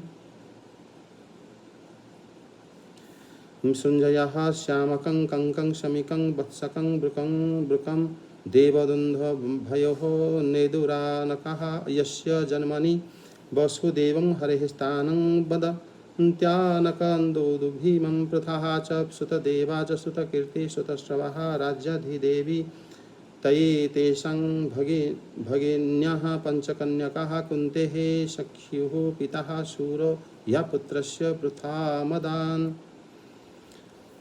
सा अपि दुर्वाससो विद्यां देवहूतिं प्रतोषितं तस्याः वीर्यपरीक्ष्यार्थ माजुहाव रविं शुचिं तदैवोपागतं देवीं भिक्ष्यः विस्मितमानसा प्रत्ययार्थं प्रत्युक्ताः मे यहि देव क्षमस्व मे अमोघं दर्शनं देवी अध्यस्त्वे त्वयि तात्मजं यनिर्यथा न दुष्यत कर्तारहं ते सुमध्यमे इति तस्यां च अधाय गर्भं सूर्यो दिवङ्गतः सद्यः कुमारः सजाये तृतीयः इव भास्करः तं सत्यजन्यदितोय कुष्ठलोकस्य भिव्यति प्रपितामहस्यामुवाह पाण्डो वैर्सत्यविक्रमः।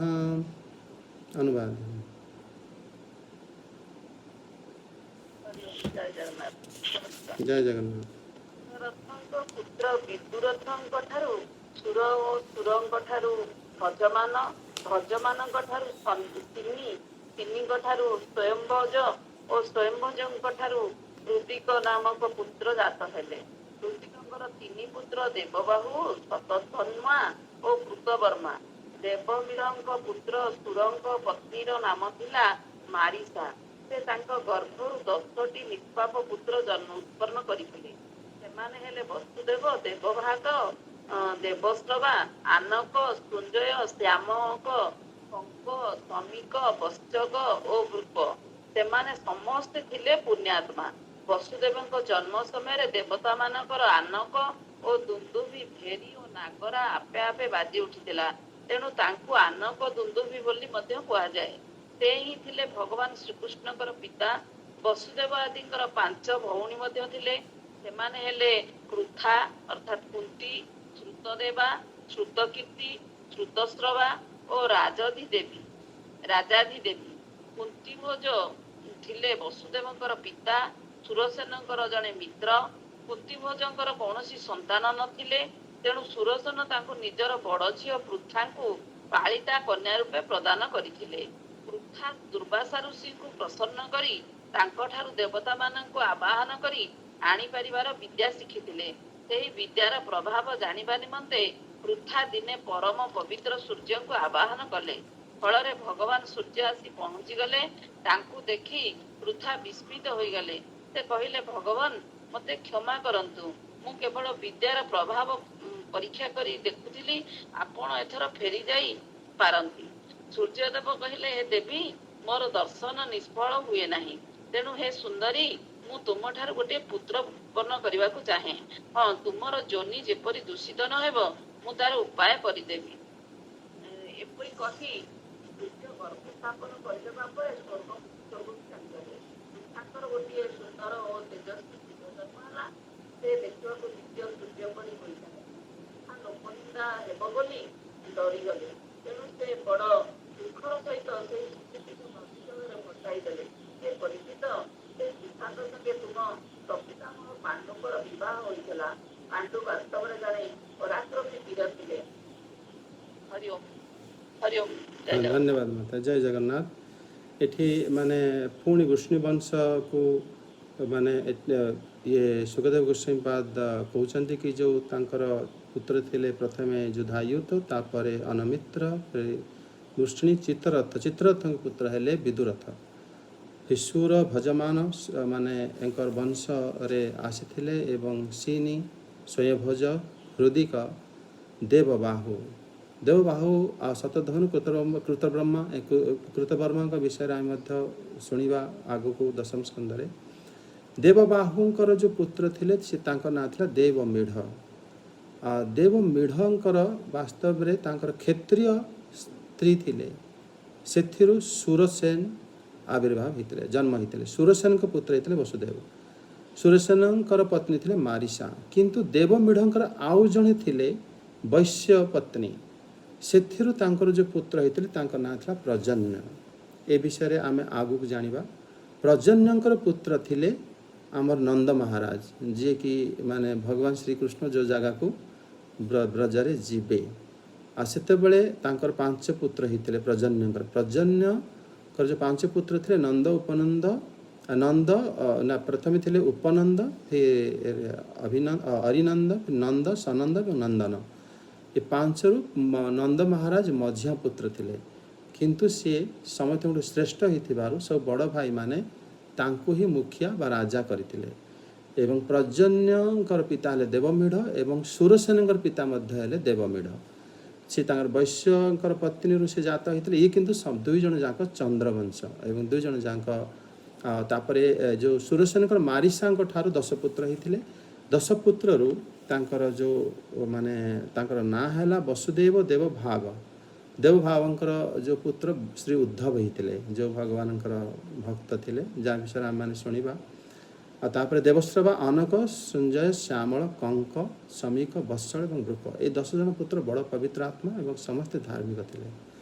5 कन्या मध्य थिले सुरसेनंकर सी थिले पृथा श्रुतदेवा श्रुतकीर्ति श्रुतश्रवा राजाधि देवी एवं एभली भाव माने जो सुरसेनंकर 15 संतान विषय सुखदेव गोस्वामी कहले एवं एठी देवी कुंती विषय जोटा कि आम पूर्व जानी केमिथि से कर्ण को मान प्रकटित करथिले सूर्यपुत्र रूप में एवं श्लोक 37 रु 44 राजर्षि माता देखते श्रुतदेवां तो कारुष बृहद शर्मा समग्रहित श्याम यश्याम भूतन्तवक्र ऋषि सप्तोदिते सुतः कैकेय धृतकेष्टुश्च सुतकीर्ति भावीन्दत सन्तर्दनाद यस्तस्यां पञ्चाशक्यैकेयाः सुतः राजाधिदेव्या भावन्त्योः जयसेन अजनिष्ठः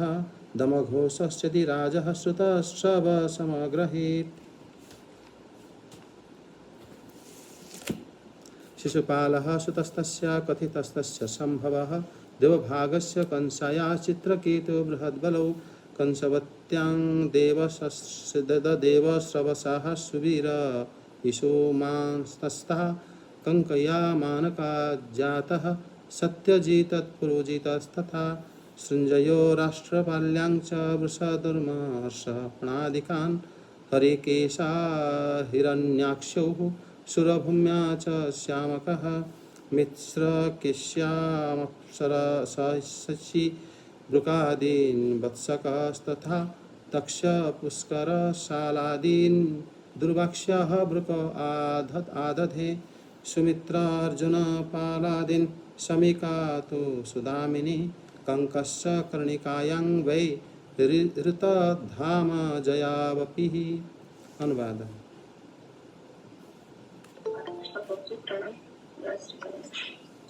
परीक्षित पृथाଙ୍କ ସାନ ଭଉଣୀ ଶ୍ରୁତଦେବାଙ୍କର ପରୁଷ ଦେଶର ଅଧିପତି ବୃଷ ଶର୍ମାଙ୍କର ସହିତ ବିବାହ ହୋଇଥିଲା। ତାଙ୍କ ଗର୍ଭରୁ ଦନ୍ତବକ୍ର ଜନ୍ମ ହୋଇଥିଲେ। ଏହି ଦନ୍ତବକ୍ର ପୂର୍ବ ଜନ୍ମରେ ସନକାଦି ଋଷିମାନଙ୍କର ଶାକୁରୁ ହିରଣ୍ୟାକ୍ଷ ହୋଇଥିଲା। କେକୟ ଦେଶର ରାଜା ଶ୍ରୁତକୀର୍ତ୍ତିଙ୍କୁ ବିବାହ କରିଥିଲେ।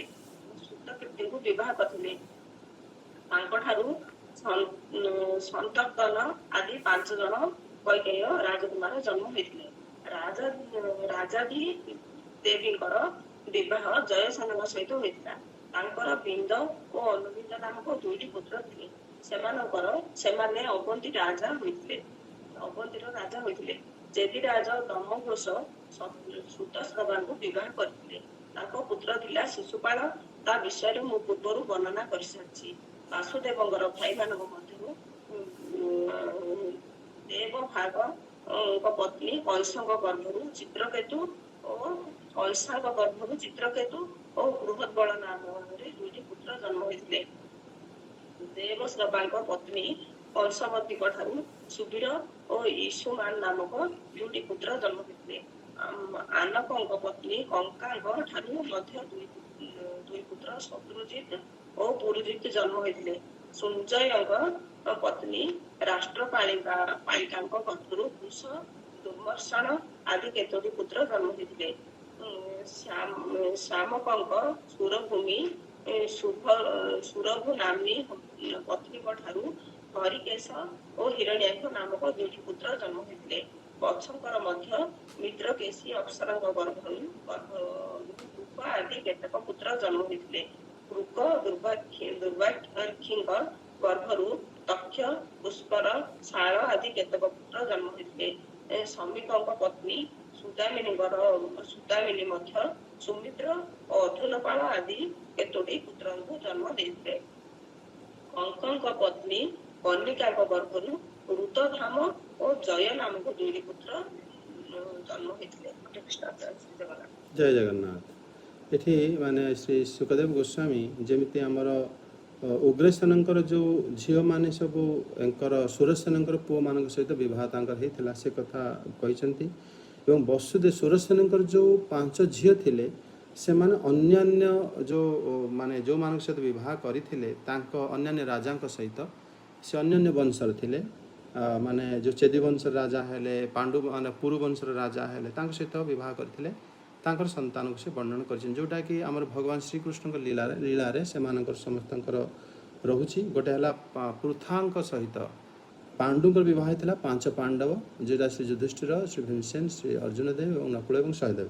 ଏମାନେ ସମସ୍ତେ ଭଗବାନଙ୍କର ଲୀଳାର ସହାୟକ ଥିଲେ। ଶ୍ରୁତଦେବା ଯିଏକି ଶ୍ରୀ ସୁରସେନଙ୍କର ଝିଅ ମାନେ ବସୁଦେବଙ୍କର ଭଉଣୀ, ସିଏ ବୃଦ୍ଧ ଶର୍ମାଙ୍କୁ ବିବାହ କରିଥିଲେ। ଦନ୍ତବକ୍ର ଯିଏକି ଆମର ମୂଳରୁ ଯିଏକି ମାନେ ପୂର୍ବରୁ ହିରଣ୍ୟାକ୍ଷ ଥିଲେ ବା ତା ପୂର୍ବରୁ ଆପଣ କହିବେ କୁମ୍ଭକର୍ଣ୍ଣ ଥିଲେ ବା ସେମାନେ ଯେଉଁ ଅଭିଶପ୍ତ ହେଇ ଜନ୍ମ ହୋଇଥିଲେ ଭଗବାନ ଠାରୁ ଉଦ୍ଧାର ହେବା ପାଇଁ, ସେ ଭିତରୁ ଶିଶୁପାଳ ଦନ୍ତପକ୍ର ଏଙ୍କର ପୁତ୍ର ଥିଲେ।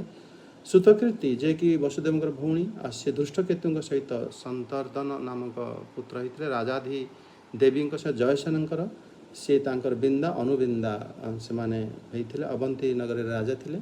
ତାପରେ ତାଙ୍କର ସହିତ ଭଗବାନ ଶ୍ରୀକୃଷ୍ଣଙ୍କର ଅନ୍ୟ ସମ୍ବନ୍ଧ ରହିବ। ବିବାହ ଆଦିରେ ତାଙ୍କର ଜଣେ କନ୍ୟା ମଧ୍ୟ ସେ ବଂଶର, ସେ ତାଙ୍କ ସହିତ ବିବାହ ହେବେ। ଶ୍ରୁତସର୍ଭା ଦମଘୋଷ ଯେଉଁ ଥିଲେ ରାଜା, ଚେଦି ରାଜା, ସିଏ ବସୁଦେବଙ୍କର ଶ୍ରୁତସ୍ରଭା ଭଉଣୀଙ୍କୁ ବିବାହ କରିଥିଲେ। ସେଠୁ ସେ ଶିଶୁପାଳ ଜନ୍ମ ହେଇଥିଲେ। ବସୁଦେବଙ୍କର ଯେଉଁ ଅନ୍ୟ ଭାଇମାନେ ଥିଲେ ଦେବଭାଗ, ସିଏ ଉଗ୍ରସେନଙ୍କର ଯେଉଁ ଝିଅ କଂସାଙ୍କ ସହିତ ବିବାହ କରି ତାଙ୍କ ଚିତ୍ରକେତୁ ବୃହଦ୍ବଳ। ଦେବଶ୍ରେବା ଯେଉଁ ବସୁଦେବଙ୍କର ଭାଇ କଂସବତୀ ହେଲେ ଆମର କଂସର ଭଉଣୀ, ତାଙ୍କ ସହିତ ବିବାହ କରି ସେଥିରେ ମାନେ ସୁଧୀର ଏବଂ ଇକ୍ଷୁମାନ ହେଇଥିଲେ। ଏବଂ ଆମର ବସୁଦେବଙ୍କର ଆନକ ଯିଏ ଥିଲେ ଭାଇ, ତାଙ୍କ ସହିତ କଙ୍କା ଯେତେବେଳେ ବିବାହ କଲେ ତାଙ୍କ ସତ୍ୟଜିତ, ପୁରୁଜିତ ଏସବୁ ତାଙ୍କର ସନ୍ତାନ ହେଇଥିଲେ। ଆଉ ବସୁଦେବଙ୍କର ଅନ୍ୟ ଭାଇ ସଞ୍ଜୟ ଯିଏକି ରାଷ୍ଟ୍ରପାଳୀଙ୍କ ସହିତ ବିବାହ କରିଥିଲେ, ଯିଏକି ଉଗ୍ରସେନଙ୍କର ଝିଅ କଂସର ଭଉଣୀ। ସିଏ ମାନେ ତାଙ୍କର ସନ୍ତାନ ହେଇଥିଲେ ବୃଷ ଏବଂ ଦମର୍ଷଣ। ତାପରେ ବତ୍ସକ ସହିତ ମିଶ୍ର କେଶୀ ଯିଏକି ଏଙ୍କ ଝିଅ ନଥିଲେ, ସିଏ ହେଇଥିଲେ। କାରଣ ଏଙ୍କର ଝିଅ ଥିଲେ 5 ଉଗ୍ରସେନଙ୍କର, କିନ୍ତୁ ବସୁଦେବଙ୍କର ଯେଉଁ ଭାଇ ଥିଲେ 9 ଏବଂ ଅନ୍ୟମାନେ ଏଥିରୁ ଇଏ ଥିଲେ ଅପ୍ସରା ମିଶ୍ରକେଶୀ ବତ୍ସଙ୍କ ସହିତ ବିବାହ କରିଥିଲେ। ଆଉ ସିଏ ତାଙ୍କର ପୁଷ୍କର ଏବଂ ତକ୍ଷ ମାନେ ସେତେବେଳେ ବି ଅପ୍ସରା ମାନେ ଆମର ଇଏ ଯଦୁବଂଶ ଆମର ଦେଖିବେ ଚନ୍ଦ୍ରବଂଶ ସୂର୍ଯ୍ୟବଂଶରେ ବହୁ ଜାଗାରେ ସେମାନେ ଆସି ବିବାହ ଆଦି କରିଥିଲେ, ବିଶେଷ କରି ଚନ୍ଦ୍ରବଂଶରେ। ତାପରେ ଏ ଯେଉଁ ସମୀକ ଯେ ତାଙ୍କର ପତ୍ନୀ ଥିଲେ ସୁଦମନୀ, ସିଏ ତାଙ୍କଠାରୁ ମାନେ ଇଏ ଉତ୍ପନ୍ନ ହେଇଥିଲେ ସୁମିତ୍ର ଏବଂ ଅର୍ଜୁନ। ଇଏ ସୁଦମନୀ ଯିଏ ସିଏ ତାଙ୍କର ଝିଅ ନଥିଲେ ଯେଉଁ ଉଗ୍ରସେନଙ୍କର। ତାପରେ କଙ୍କ ବିବାହ ଥିଲେ କର୍ଣ୍ଣିକା ସହିତ ଏବଂ କର୍ଣ୍ଣିକାର ଯେଉଁ ସନ୍ତାନ ହେଇଥିଲେ ସେ ହେଲେ ଋତଧାମ ଏବଂ ଜୟ। ଏବଂ ବୃକ ବିବାହ କରିଥିଲେ ଦୁର୍ବାକ୍ଷୀ ସହିତ ତକ୍ଷକ ଏବଂ କୁସୁମାଳ। ଏବଂ ଶ୍ୟାମଳ ଯିଏ ଶ୍ୟାମକ ଥିଲେ ଏଙ୍କର ଭାଇ ବସୁଦେବଙ୍କର, ତାଙ୍କର ପତ୍ନୀ ଥିଲେ ସୁରଭୂମି। ସେ ହରିକେଶ ଏବଂ ହିରଣ୍ୟାକ୍ଷ ତାଙ୍କର ସନ୍ତାନ ହେଇଥିଲେ। ଏବଂ ଏଥିରୁ ମାନେ କେବଳ 5 ଜଣ ଯେଉଁମାନେ ମାନେ କେବଳ କଂସା, କଂସବତୀ, କଙ୍କା, ସୁରଭ, ରାଷ୍ଟ୍ରପାଳିକା, ଏ 5 ଜଣ ହିଁ ଯେଉଁମାନେ କି ଉଗ୍ରସେନଙ୍କର କନ୍ୟା 5 ଭାଇଙ୍କ ସହିତ, ଯେମିତି ଆମର ଦେବଭାଗ ସହିତ କଂସା ଏବଂ ଦେବଶ୍ରଭା ସହିତ କଂସାବତୀ ଏବଂ ଆମର ଆନକଙ୍କ ସହିତ କଙ୍କା ଏବଂ ଆମର ଯେଉଁ ରାଷ୍ଟ୍ରପାଳିକା ହେଲେ ଶ୍ରୀ ସଞ୍ଜୟଙ୍କ ସହିତ ବିବାହ କରିଥିଲେ। ଏଭଳି ଭାବରେ ମାନେ ଏତିକି ତାଙ୍କ ସହିତ ବିବାହ କରିଥିଲେ। ବାକି ସବୁ ଅନ୍ୟାନ୍ୟ ରାଜ୍ୟର ରାଜକନ୍ୟା ସହିତ ବିବାହ ହେଇଥିଲା। ତାପରେ ଆଗକୁ श्लोक 45 रु 55 चंद्रप्रभा माता जी अनुवाद देखो। रवि रोहिणी भद्रा मदिरा रोचना इला देवकी प्रमुखा आसन पत्न्य आनक दुंदुभे आनक दुंदुभे हेले वसुदेवंकर ना जोटा कि एबे आमे शुणिथिले कारण सेतेबेले जिते वसुदेव जी आविर्भाव होते जन्म होते सी भगवानंकर पिता हेबे ए कथा देवता माने जानिथिले तांकर जन्म समय तांकर माने दुंदुभि बजिथिला आपे आपे स्वर्गरु तेणु तांको आनक दुंदुभि कहा जाए। बलं गदं सारणं च दुर्मदं विपुलं ध्रुवं वसुदेवस्तु रोहिण्यां कृतादीनदपादयन् सुभद्रो भद्रवहश्च दुर्मदो भद्र एव च कौरव्यास्तनयः होत्रे भूताद्याः द्वादशाभवत् नन्दोपनन्द कृत शकोराद्यः मदिरात्मजः कौसल्या केशिनी त्वेकमसुतः कुलानन्दनं रोचनायामतो जाता हस्त हे मांगददायः इलायामुरुबल्कादि न्यादुमुख्यान जेन तत् विपृष्टो धृतदेवा यामेक आनकदन्धुभेः शान्तिदेवात्मजः राजन् श्रमप्रतिश्रुतादयः राजनः कल्यवर्षाद्यः उपदेवासुतः दश वसुहंस सुवंशाद्यः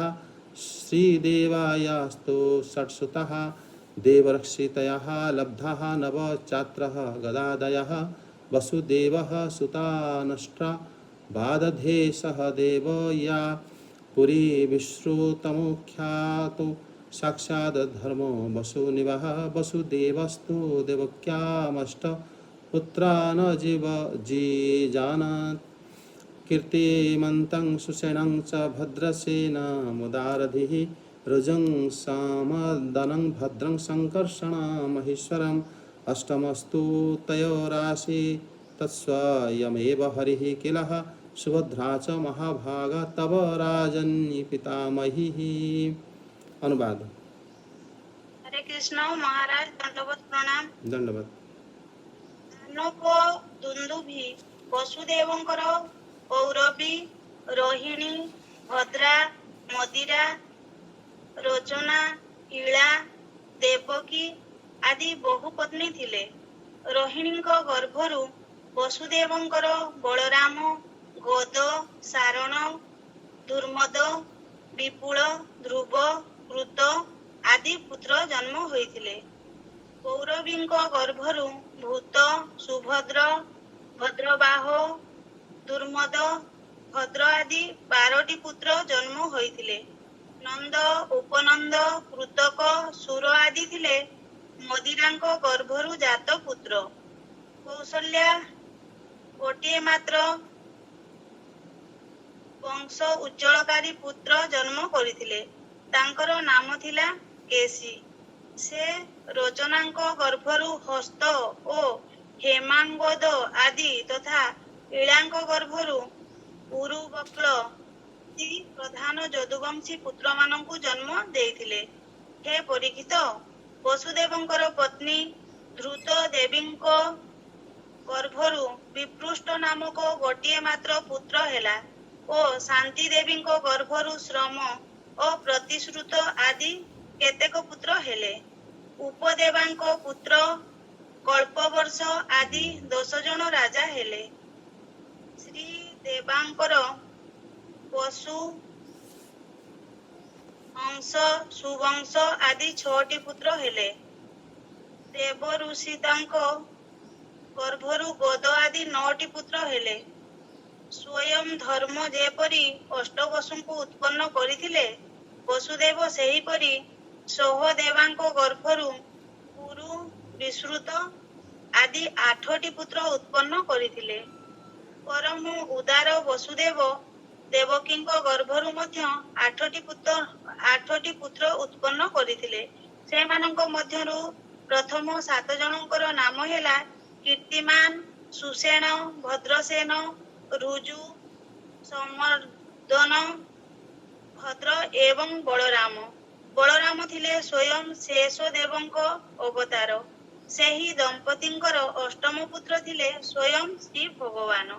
एवं हे परीक्षित ତୁମର ପରମ ସୌଭାଗ୍ୟବତୀ ଜେଜେ ମାତା ସୁଭଦ୍ରା ଥିଲେ ସେହି ବସୁଦେବଙ୍କର କନ୍ୟା। ମହାରାଜ ଦଣ୍ଡବତ ପ୍ରଣାମ। ଜୟ ଶ୍ରୀ ଜଗନ୍ନାଥ। ଜୟ ଜଗନ୍ନାଥ। ଏଠି ମାନେ ସୁଖଦେବ ଗୋସ୍ୱାମୀ ପାଦ ବସୁଦେବଙ୍କର ଯେଉଁ ମାନେ ପତ୍ନୀ ତାଙ୍କର ସନ୍ତାନକୁ ବର୍ଣ୍ଣନ କରିଛନ୍ତି। ବସୁଦେବଙ୍କର ଶ୍ରୀ ରୋହିଣୀଙ୍କ ଗର୍ଭରୁ ସେ କହୁଛନ୍ତି ଆସିଥିଲେ ଶ୍ରୀ ବଳରାମ, ଶ୍ରୀ ଗଦ, ସାରଣ, ଦୁର୍ମଦ, ବିପୁଳ, ଧ୍ରୁବ, ବୃତ ଆଦି ମାନେ ପୁତ୍ର। ବସୁଦେବ ଶ୍ରୀ ପୌରବୀଙ୍କ ଠାରୁ ତାଙ୍କ ପୁତ୍ର ଥିଲେ ସୁଭଦ୍ର, ଭଦ୍ରବାହୁ, ଦୁର୍ମନଭଦ୍ର, ଭୂତ ଆଦି ପାରପୁତ୍ର। ବସୁଦେବଙ୍କ ଠାରୁ ମଦିରାଙ୍କ ଠାରୁ ନନ୍ଦ, ଉପନନ୍ଦ, କୃତ, ସୁର ଆଦି। ବସୁଦେବଙ୍କ ଠାରୁ ଶ୍ରୀ କୌଶଲ୍ୟାଙ୍କର ପୁତ୍ର ଥିଲେ ଶ୍ରୀ କେଶୀ। ବସୁଦେବଙ୍କ ଠାରୁ ଶ୍ରୀ ରୋଚନାଙ୍କର ପୁତ୍ର ଥିଲେ ହସ୍ତ, ହେମାଙ୍ଗ ଆଦି।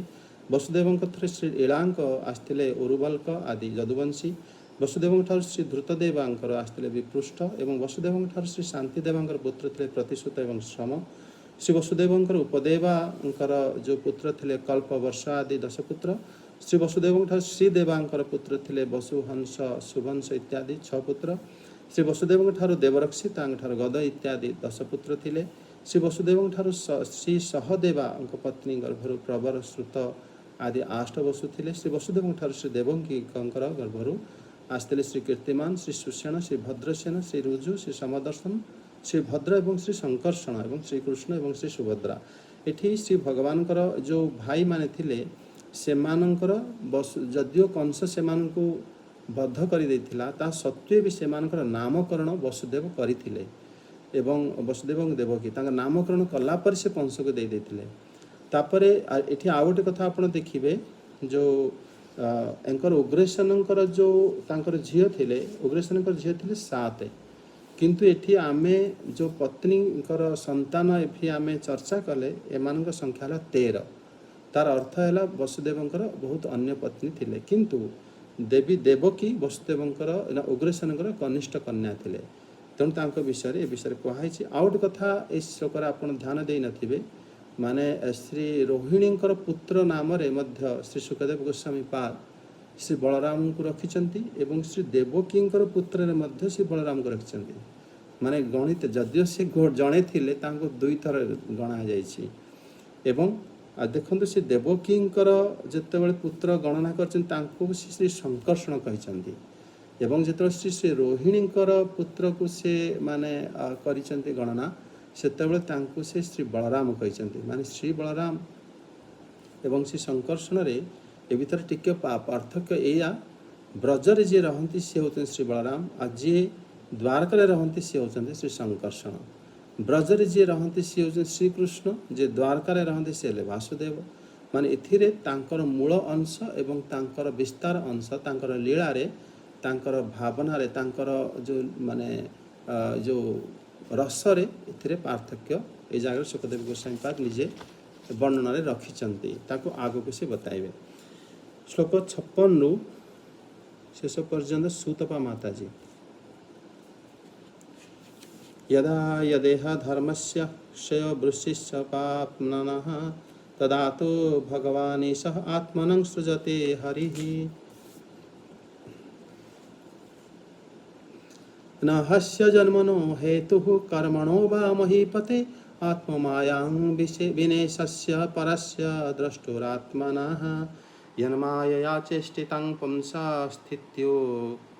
स्थित्योत्पास्य पयाय हि अनुग्राह्यस्तन्निवृत्तिरात्मलाभाय प्रेच्यते अक्षौहिणानां पतिभिरासुरेनृपलाञ्छनैः भुव आक्रम्यमाणाय उभराय कृतोद्यमः कर्मण्यपरिमेणायानि मनसापि सुरेश्वरैः सह संकर्षणश्चक्रे भगवान् मधुसूदनः कलौ जनिष्यमाणानां दुःखशोकतमानुतम् अनुग्रहाय भक्तानां स्वपुण्यं व्यातनोद्यसः यस्मिन् सत्कर्णपीयूषे यशस्तीर्थवरे सकृत् क्षत्राञ्जलिरुपस्पृश्य धनुते कर्म वासनं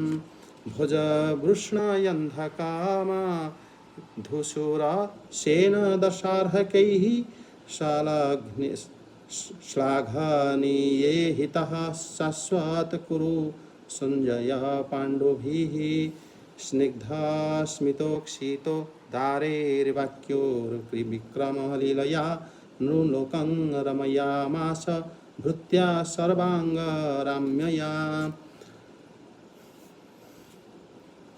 यस्याननं मकरकुण्डलचारुकर्णभ्रजा तत्कपलो सुभागं सविलासहासं नित्योत्सवं न तत्रोपुदशिभिः पिबन्त्यो नार्यो नराश्च मुदिताः कुपिताः निमेष जातो गतः पितृगृहाद् व्रज मेधितार्थो हत्वा रिपूंसुत शतानि कृतरुदाराः उत्पाद्य तेषु पुरुषाः क्रतुभिः समीजे आत्मानमात्मनिगमं प्रथयन् जयनेषु पृथ्व्यास वै गुरुभरं क्षाप्यन् क्रूरुणात्मनमन्तः मुमुत् समुत्थ किलायुधि भूपचम्पः दृष्टया विधूय विजये जयमुद्विघोष्य प्रच्यद्वाय च परं समगात्वा स्वधाम पृथिव्याः स वै गुरुभरं क्षापयन् कुरुणामन्तः समुत्कथ कालीना युधि भूपचम्बः दृष्ट्वा विधूय विजये जयमुद्विघोष प्रच्यद्वाय च परं समगात स्वधाम इति श्रीमद्भागवते महापुराणे वैयासिक्यां पारमहंस्यां संहितायाम् अष्टादशसहस्रायां नवमस्कन्धे श्रीसूर्यसोमवंशानुकीर्तने यदुवंशानुवर्णनं नाम 14 अध्यायः समाप्तश्चायं नवमः स्कन्धः। जय जगन्नाथ। अनुवाद। प्रभु जी को साष्टांग प्रणाम, सत्संग को प्रणाम। जय श्री राम। जय श्री राम। जो समय रे संसार रे धर्मर ह्रास और पापर वृद्धि घटे सेही समय रे सर्वशक्तिमान भगवान श्रीहरि अवतार ग्रहण करिथांती। हे परीक्षित, भगवान हेउछंती सर्वद्रष्टा और असंग आत्मा। तेणु केवल तांकर आत्मस्वरूपिणी जोगमाया छड़ा तांको जन्म बा कर्मर अन्य कोनोसी कारण नाही। तांको मायार विलास ही जीवर जन्म, जीवन और मृत्युर कारण होता है एवं तांकर अनुग्रह ही माया को दूरे दे आत्मस्वरूप को प्राप्त कराई था। भगवान मधुसूदन जेतेबेले देखिले जे असुर माने राजा बेश धरी एवं अनेक औक्षणी सेनार अधिपति होई समग्र पृथ्वी को उत्पीड़ित करने को लगिलेनी, सेतेबेले से पृथ्वीर भार लाघव करने निमंते बलरामଙ୍କ सह अवतीर्ण हेले। से एपरी अलौकिक लीला सबु कले जे सेपरी लीला बड़ बड़ देवता माने मध्य कार्यत करिवे कोन मनरे मध्य कल्पना करि पाइबे नहीं। तांको कृपारु पृथ्वीर भारत लाघव हैला, ता सहित कली जुगरे जन्म होइथिया भक्त मानकु अनुग्रह करिबा निमंते से एपरी परम पवित्र जस विस्तार कले जे ताहा गान और श्रवण करिया मात्रे सेमानकर दुख शोक और अज्ञान संपूर्ण नष्ट होई जाय। तांकर जसे होउची लोकंकु पवित्र करुथुवा श्रेष्ठ तीर्थ। संत जनक कर्ण निमंते तो ताहा हेउची साक्षात अमृत स्वरूप। कर्ण रूपी अंजलि रे नहीं जदि थरे मात्र ताहा आचमन करा जाए तबे मनुष्यर सकल कर्म वासना निर्मूल होई जाए। हे परीक्षित, भोज वृष्णि अंधक मधु सुरसेन दर्शाह कुरु सृंजय और पांडुवंशी वीर माने भगवानकर विभिन्न लीला को निरंतर आदर पूर्वक प्रशंसा करुथिले। भगवानकर श्यामल शरीर थिला सर्वांग सुंदर।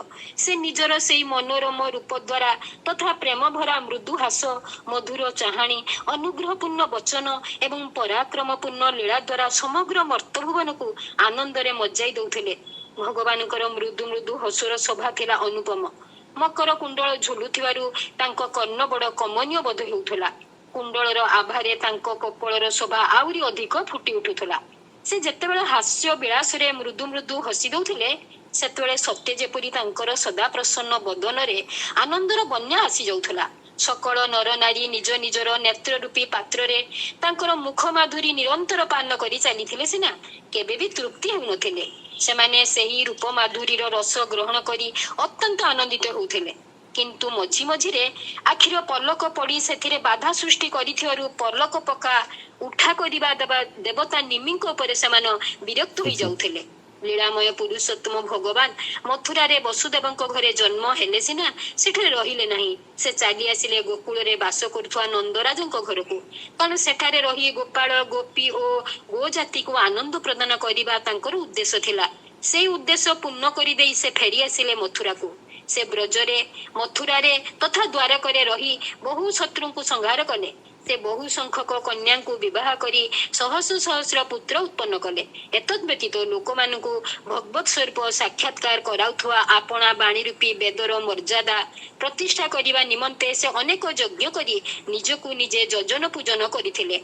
कौरव पांडवों मध्य उत्पन्न होइथिया विवाद माध्यम से पृथ्वीर भार को बहुलांश लाघव कर युद्ध रे केवल निजर दृष्टिपात मात्र के राजा मानकर बहु औक्षणी सैन्य को ध्वंस कर जगत रे अर्जुन जय घोष शुणाई देइथिले।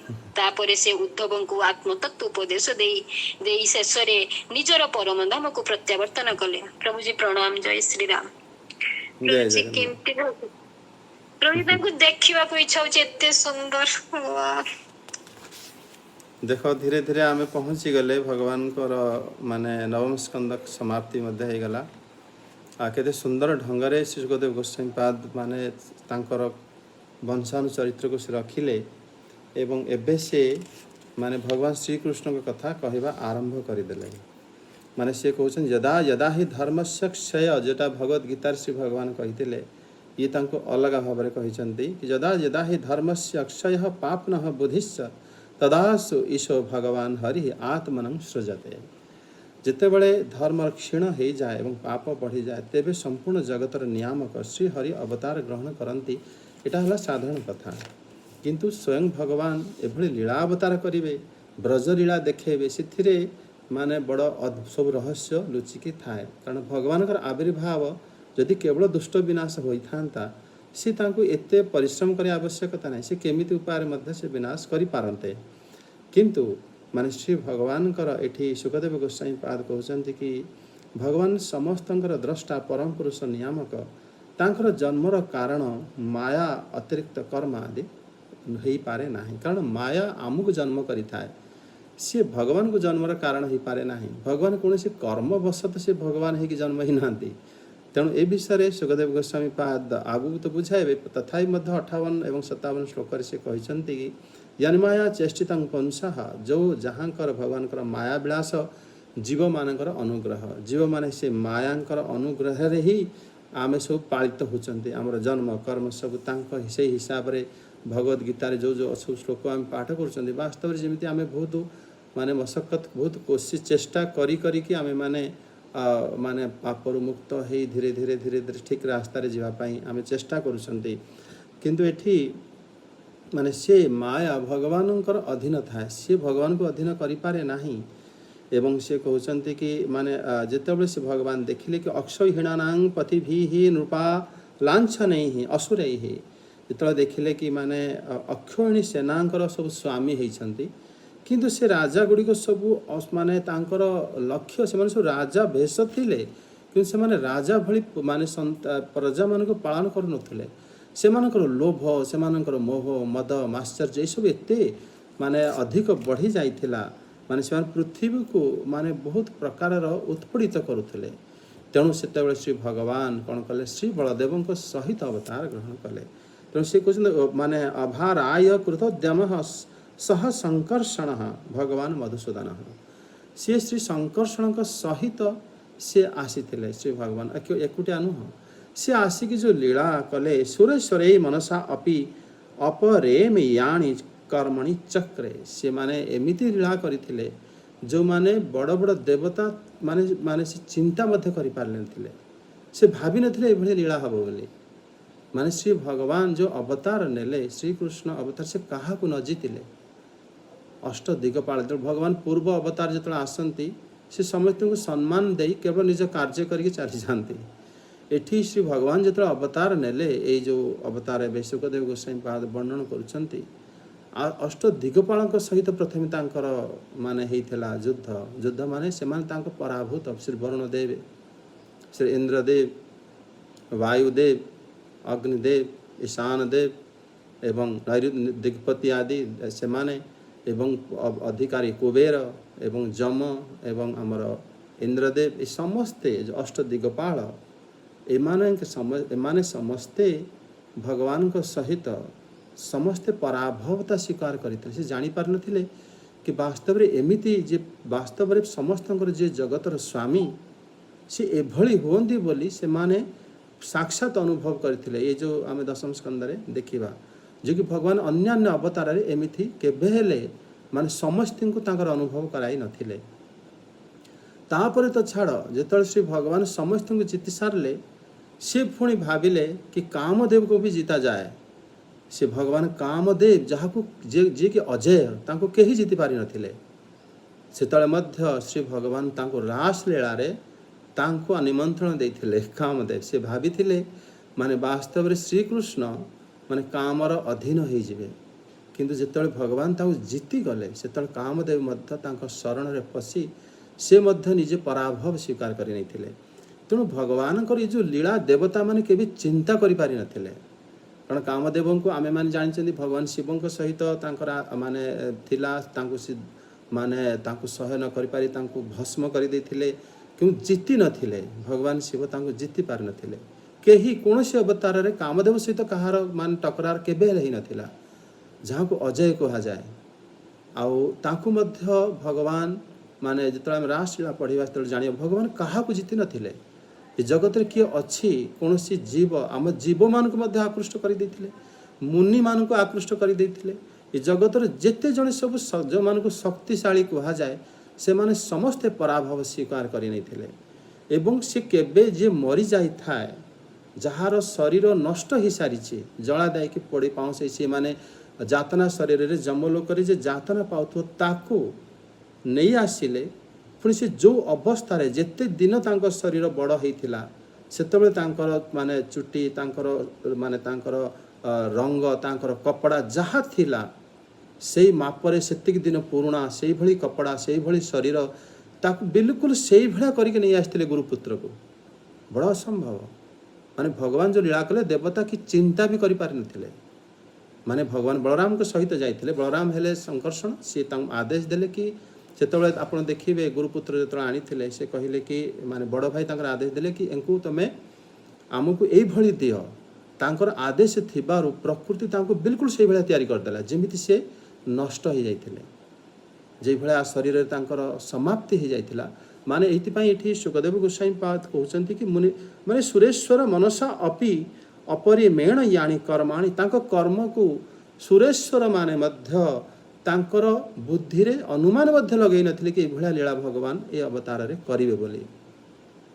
तब से आउट कथा कहउचंती 61 श्लोक रे कि कलौ जनिष्य माणानां भक्तानां अनुग्रहाय ए सकल टिके माने रहस्यमय श्लोक ए जगार से कहउचंती कली युग रे उत्पन्न होतबा भक्त मानकर अनुग्रह करिया पाई मध्य भगवान ता माने तांकर जस को वास्तव रे एठी कली युगर गोटे अवतार विषय रे परोक्ष भाव रे सुखदेव गोस्वामी पाद कहिसंती श्री चैतन्य महाप्रभु का अवतार विषय रे कारण ए विषय रे एकादश स्कंदर मध्य करभाजन ऋषिंकर गोटे श्लोक या सहित मैच होछि सेतल मध्य से कहितले कि माने कृष्ण वर्णति सा कृष्ण संग अंगस्त्र पार्षदम यज्ञ संकीर्तन प्राय जजंती एठी जगह रे माने से कहितले सेतल बिल्कुल स्पष्ट कहिसंती कि कली युग रे उपास्य देवता हेबे सिए जे भक्त मान सहित संकीर्तन करे तांकर अंग उपांग हेले तांकर अस्त्र एठी सुखदेव गोस्वामी पाद कहउचंती कि कली युगर माने लोक मानक ऊपर मध्य भगवान कृपा करी कि पाई मध्य गोटे लीला करिवे माने एठी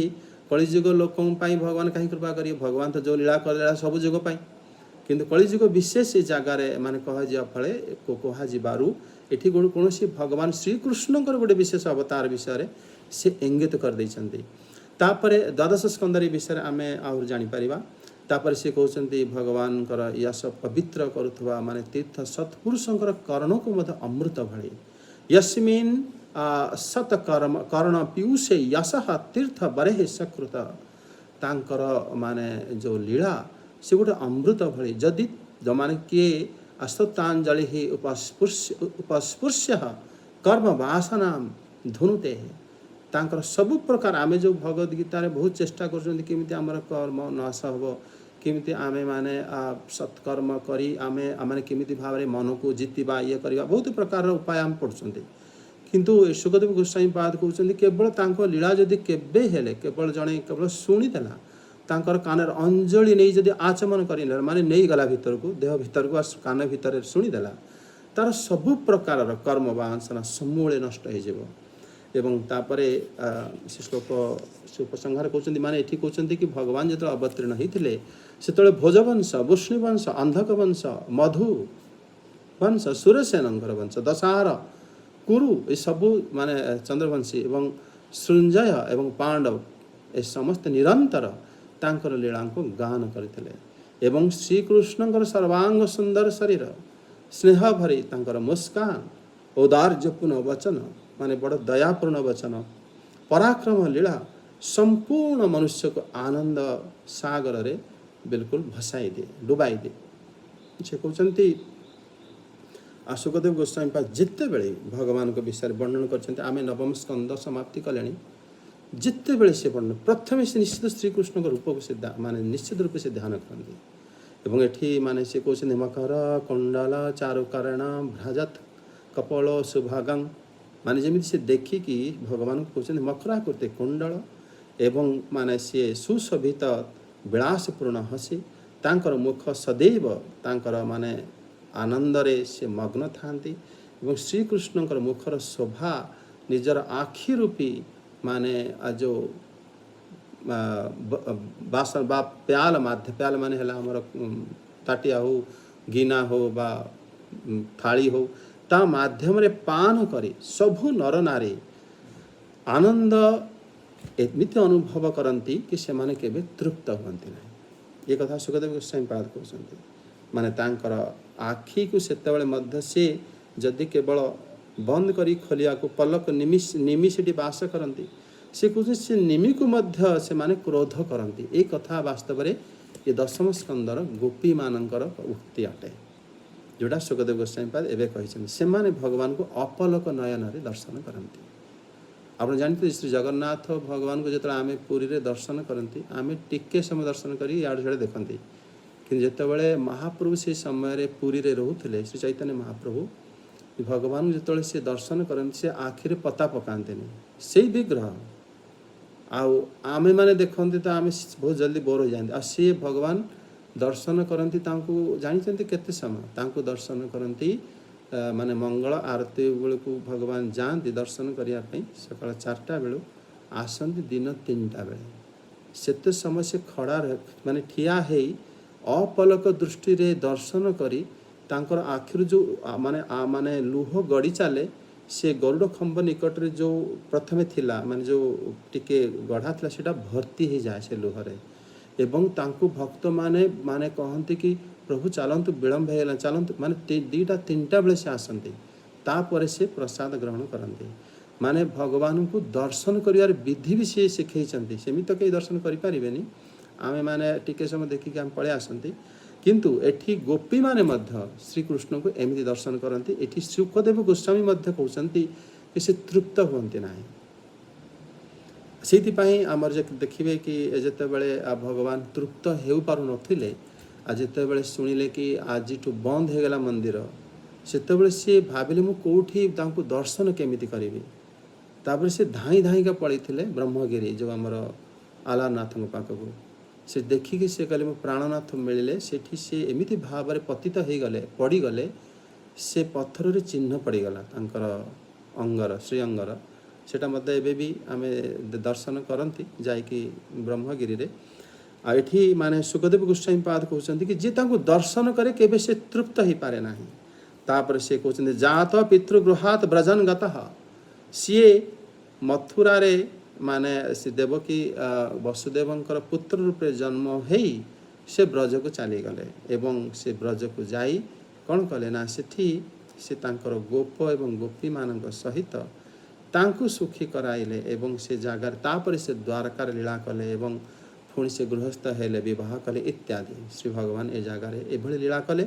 सुखदेव गोस्वामी माने कहिबार जो श्लोक शैली बड़ गुढ़ से कहते जातः पितृगृहात ब्रजम गतः से माने पितृगृहात वसुदेव एवं श्री देवकींकर माने घरु से ब्रज को चली गले। वास्तव में सेतबेले तो वसुदेव एवं देवकींकर घर भी नथिला, सेतबेले सी माने जेल खाना रहउतले एवं सेटा तांको घर बोली कहिकी एठी माने सेटा कारागार थिला कि सुखदेव गोस्वामी पाद ए जगार गोटे आउ गोटे कथा कहया पे चाहउछन्ती। माने से कहउछन्ती कि तांकर भवनरु से जन्म होइकी गले कोठी ना माने पितृगृहात माने श्री वसुदेव भवन जातः प्रादुर्भूतः तस्मादेव ब्रजंगतः। एठी माने वास्तव में वसुदेव गृह जातः जो जगार एठी सुखदेव गोस्वामी पाद गृह कहिसन्ती।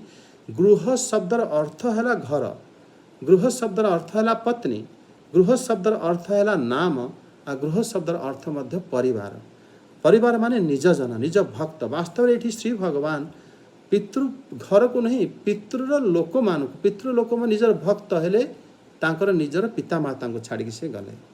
किंतु एठी जड़े खाली भाविब कि एठी से घर को छाड़ी पड़ेले भगवान घर को छाड़ी कहीं जीवे से तांकर परिवार निजर भक्त जन को से माने अप्रत्यक्ष करके गले। वास्तव में से सर्वत्र रहंती किंतु से अप्रत्यक्ष करदेले से जगार प्रत्यक्ष हो गले कोठी ब्रजरे। एवं ब्रजरे एठी माने गुरुदेव भाष्य है कि सी कहते एठी सुखदेव गोस्वामी बा जमिति भाव वर्णन करिसंती तत् एतद् अंश कथनानुरूपेण प्रच्य अपि परितुष्यनाः।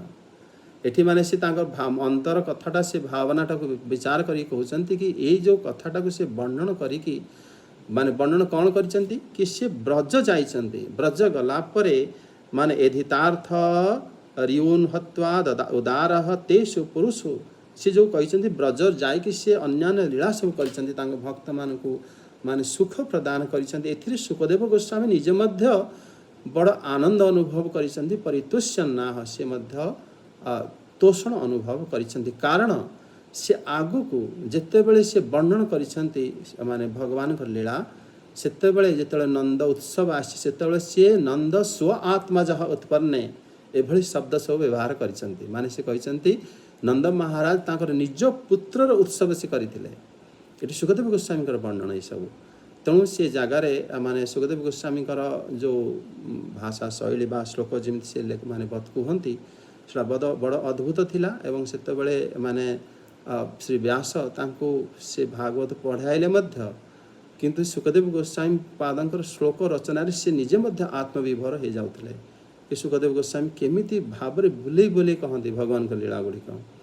आतापरे माने से लास्ट को कहते कि माने कौरव पांडवंकर मध्य जो कलह होइथिला सेथिरे से बहुत पृथ्वीर भार को दूर करथिले एवं तापरे से अर्जुन को विजयी घोष कराइथिले। कारण एठी परीक्षित महाराजंकर वंशरे सीधा सीधा अर्जुन देवंकर ना आसी कारण से अभिमन्युकर पुत्र अभिमन्यु हेले श्री अर्जुनकर पुत्र एवं एठी से अर्जुन को विजय कराइथिले। एटा माने सुखदेव गोस्वामी पाद माने तांको जो परीक्षित महाराजन को खुशी करिया पई कहिसंती।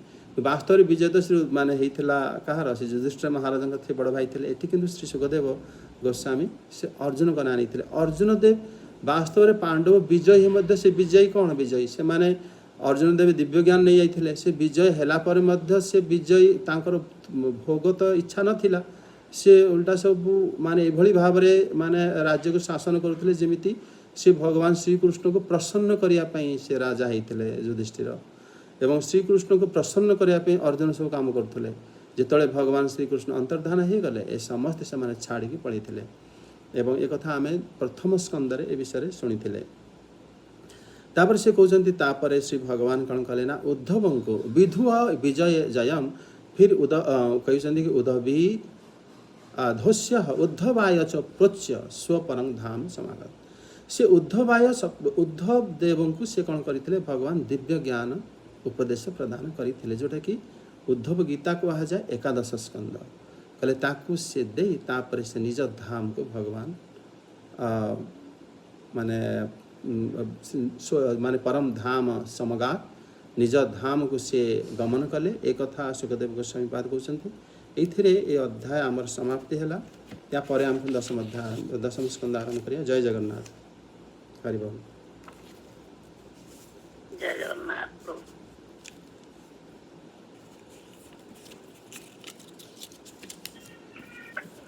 प्रभु जी प्रणाम। जय जगन्नाथ। जय जगन्नाथ। प्रभु जी बहुत सुंदर लगला माने आपनकर उपस्थापना जी एते सुंदर देले उपस्थापना बहुत बढ़िया लागला माने भगवान लीला रे माने माने केते मधुर स्थिर रही तांकर लीला केमती संसार को आसंती केवल से कोन शत्रु को दमन करिया आसंती ना ना से केवल आसंती तांकर जेमती आपण कहले माने से भक्तंकर जो सहित जो तांकर लीला थाए से लीला को सही लीला तांकर सहित करिया पई से आसंती माने तांकर लीला केते तांकर लीला धीरे केते माधुर्य से तो चाहिए शत्रु मान को कौन उपाय से मारी पारे किंतु से भली न करके भक्त को सहित जो लीला से करिया पई के से आसंती भक्त माने जो अपेक्षा करि थांती तांकर भक्ति गळे जेमती आपण ऋषि मुनि माने को कथा कहले से माने सम गोपी माने से माने थिले गोपी माने जेमती माने अपेक्षा करि थांती भगवान को बहुत गुरु के भगवान तांकर सहित लीला करी होई से भक्तंकर मनोवांछा पूर्ण करिया को भगवान आसंती तांकर लीला धीरे केते ये तांकर लीला को खाली जदी से खाली जदि जड़े केवल तांकर आस्वादन करिवो कर्णर धारा द्वारा से तार सकल प्रकार माने जो अनंत जुगर जो तार कर्म वासना को से बांधी के रखी से सब किछि जड़ी पड़ी पाउस हे जो तांकर लीला धीरे एते मधुरता रही छी माने इच्छा होचे ताको टिके देखिए माने एबे सुतवा माता जी भी कहउथले कि म देखियो को इच्छा होची प्रभु जी भगवान। प्रभु जी प्रणाम। प्रभु जी कौन सुखदेव गोस्वामी जेमिति वर्णना करछंती इजिप्ट से तांको आगरे छेड़ा हिचंती भगवान कृष्ण एवं तांकर माने मृदु हस कुंडल तांको रूप देखिया को इजिप्ट के देखिया को एटलीस्ट स्वप्न रे भी हेले देखिवंता बोली मन मन इच्छा निश्चित आपण दर्शन करिवे काहे दर्शन न करिवे भगवान सर्वत्र अछंती आ तांको माने निश्चित समस्त दर्शन करिवार अधिकारी समस्त हेले तांकरी जेते बेले आपण माने शुद्ध हृदय रे तांको माने आह्वान करिवे तुरंत आपण सामने प्रकट हो जिवे। जय जगन्नाथ। समस्त धन्यवाद। आपण भगवत गीता को बहुत सुंदर भाव रखिले वास्तव रे आमे जीवात्मा निज निजर मन को जे निजे न जीतिची से तार बंधु हे पारने कि माने जे निजर माने निज निजर मन को जीतिची से ही निज निजर बंधु आउ जे जार माने जे जीति न पारिछि से तार शत्रु मन हमर शत्रु भली व्यवहार करिथाय मन को शत्रु बोली भाबी मन ठारू दूरे रहिबा उचित माने प्रतिक्षण रे जीव तार मन को जेते बेले भी जेते जाए सेते बेले तार मन विद्रोह हो जाए माने आमे मनर मन हमर बंधु भली कार्य करे मन हमर शत्रु भली भी कार्य करे कौन सी व्यक्ति माने केबे भी हेले केवल निज माने विवेक द्वारा निजर मन को कार्य करी चली माने आमे विवेक द्वारा विभिन्न प्रकार कार्य आमे करी चली सेही मन द्वारा आमे विभिन्न प्रकार आम कार्य प्रत्येक कार्य कारण हमर मन द्वारा ही हेते आमे कौन सी कार्य करू छथि से मन द्वारा आमे करू छथि वर्तमान आमे भागवत श्रवण करू छथि ए बंधु न होइतला आज आमे भगवान को कथा आमे कोन सुनि थाते ए बंधु न होइतला आमे कौन सी कार्य आमे करि पार न था तेणु मन ही हमर सब किछि तेणु मन द्वारा आमे सब किछि कार्य करथन मन को नियंत्रण करी आमे जितिले जांके आमे हमर माने से हमर बंधु हेइ जाय तेणु जे आमे हमर जे पुरुष माने कोन कर आपण जे बुझाइले विषय ठारू मन को हटाई दे से ताकू जीति जाए माने से जितिया पई की चेष्टा द्वारा से तारा माने विषय वासना देरो हम मन को जदि आमे काढी के हमर निजर केमती कल्याण करिबा हमर आत्मा और परमात्मा का सहित केमती मिलन हो जदि आमे चिंता करिबा हमर भगवान का सहित केमती मिलन हो ताले आमे से जगह किंतु ये मन सेते बेले जेमती आपण भागवत मर बुझाइले मन तो सेते बेले कि माने नियंत्रण हेइ जाय सेते बेले मन सेही भलिया जिनिस माने हमर जो विषय भोग आमे करूछु सेटा कोन ना हमको विषयटा भलो लागुची बोली किंतु ता ऊपर आउ किछि अछि जे कि भगवान कर लीला जेतबेले मन भगवान कर लीला को आस्वादन करि दे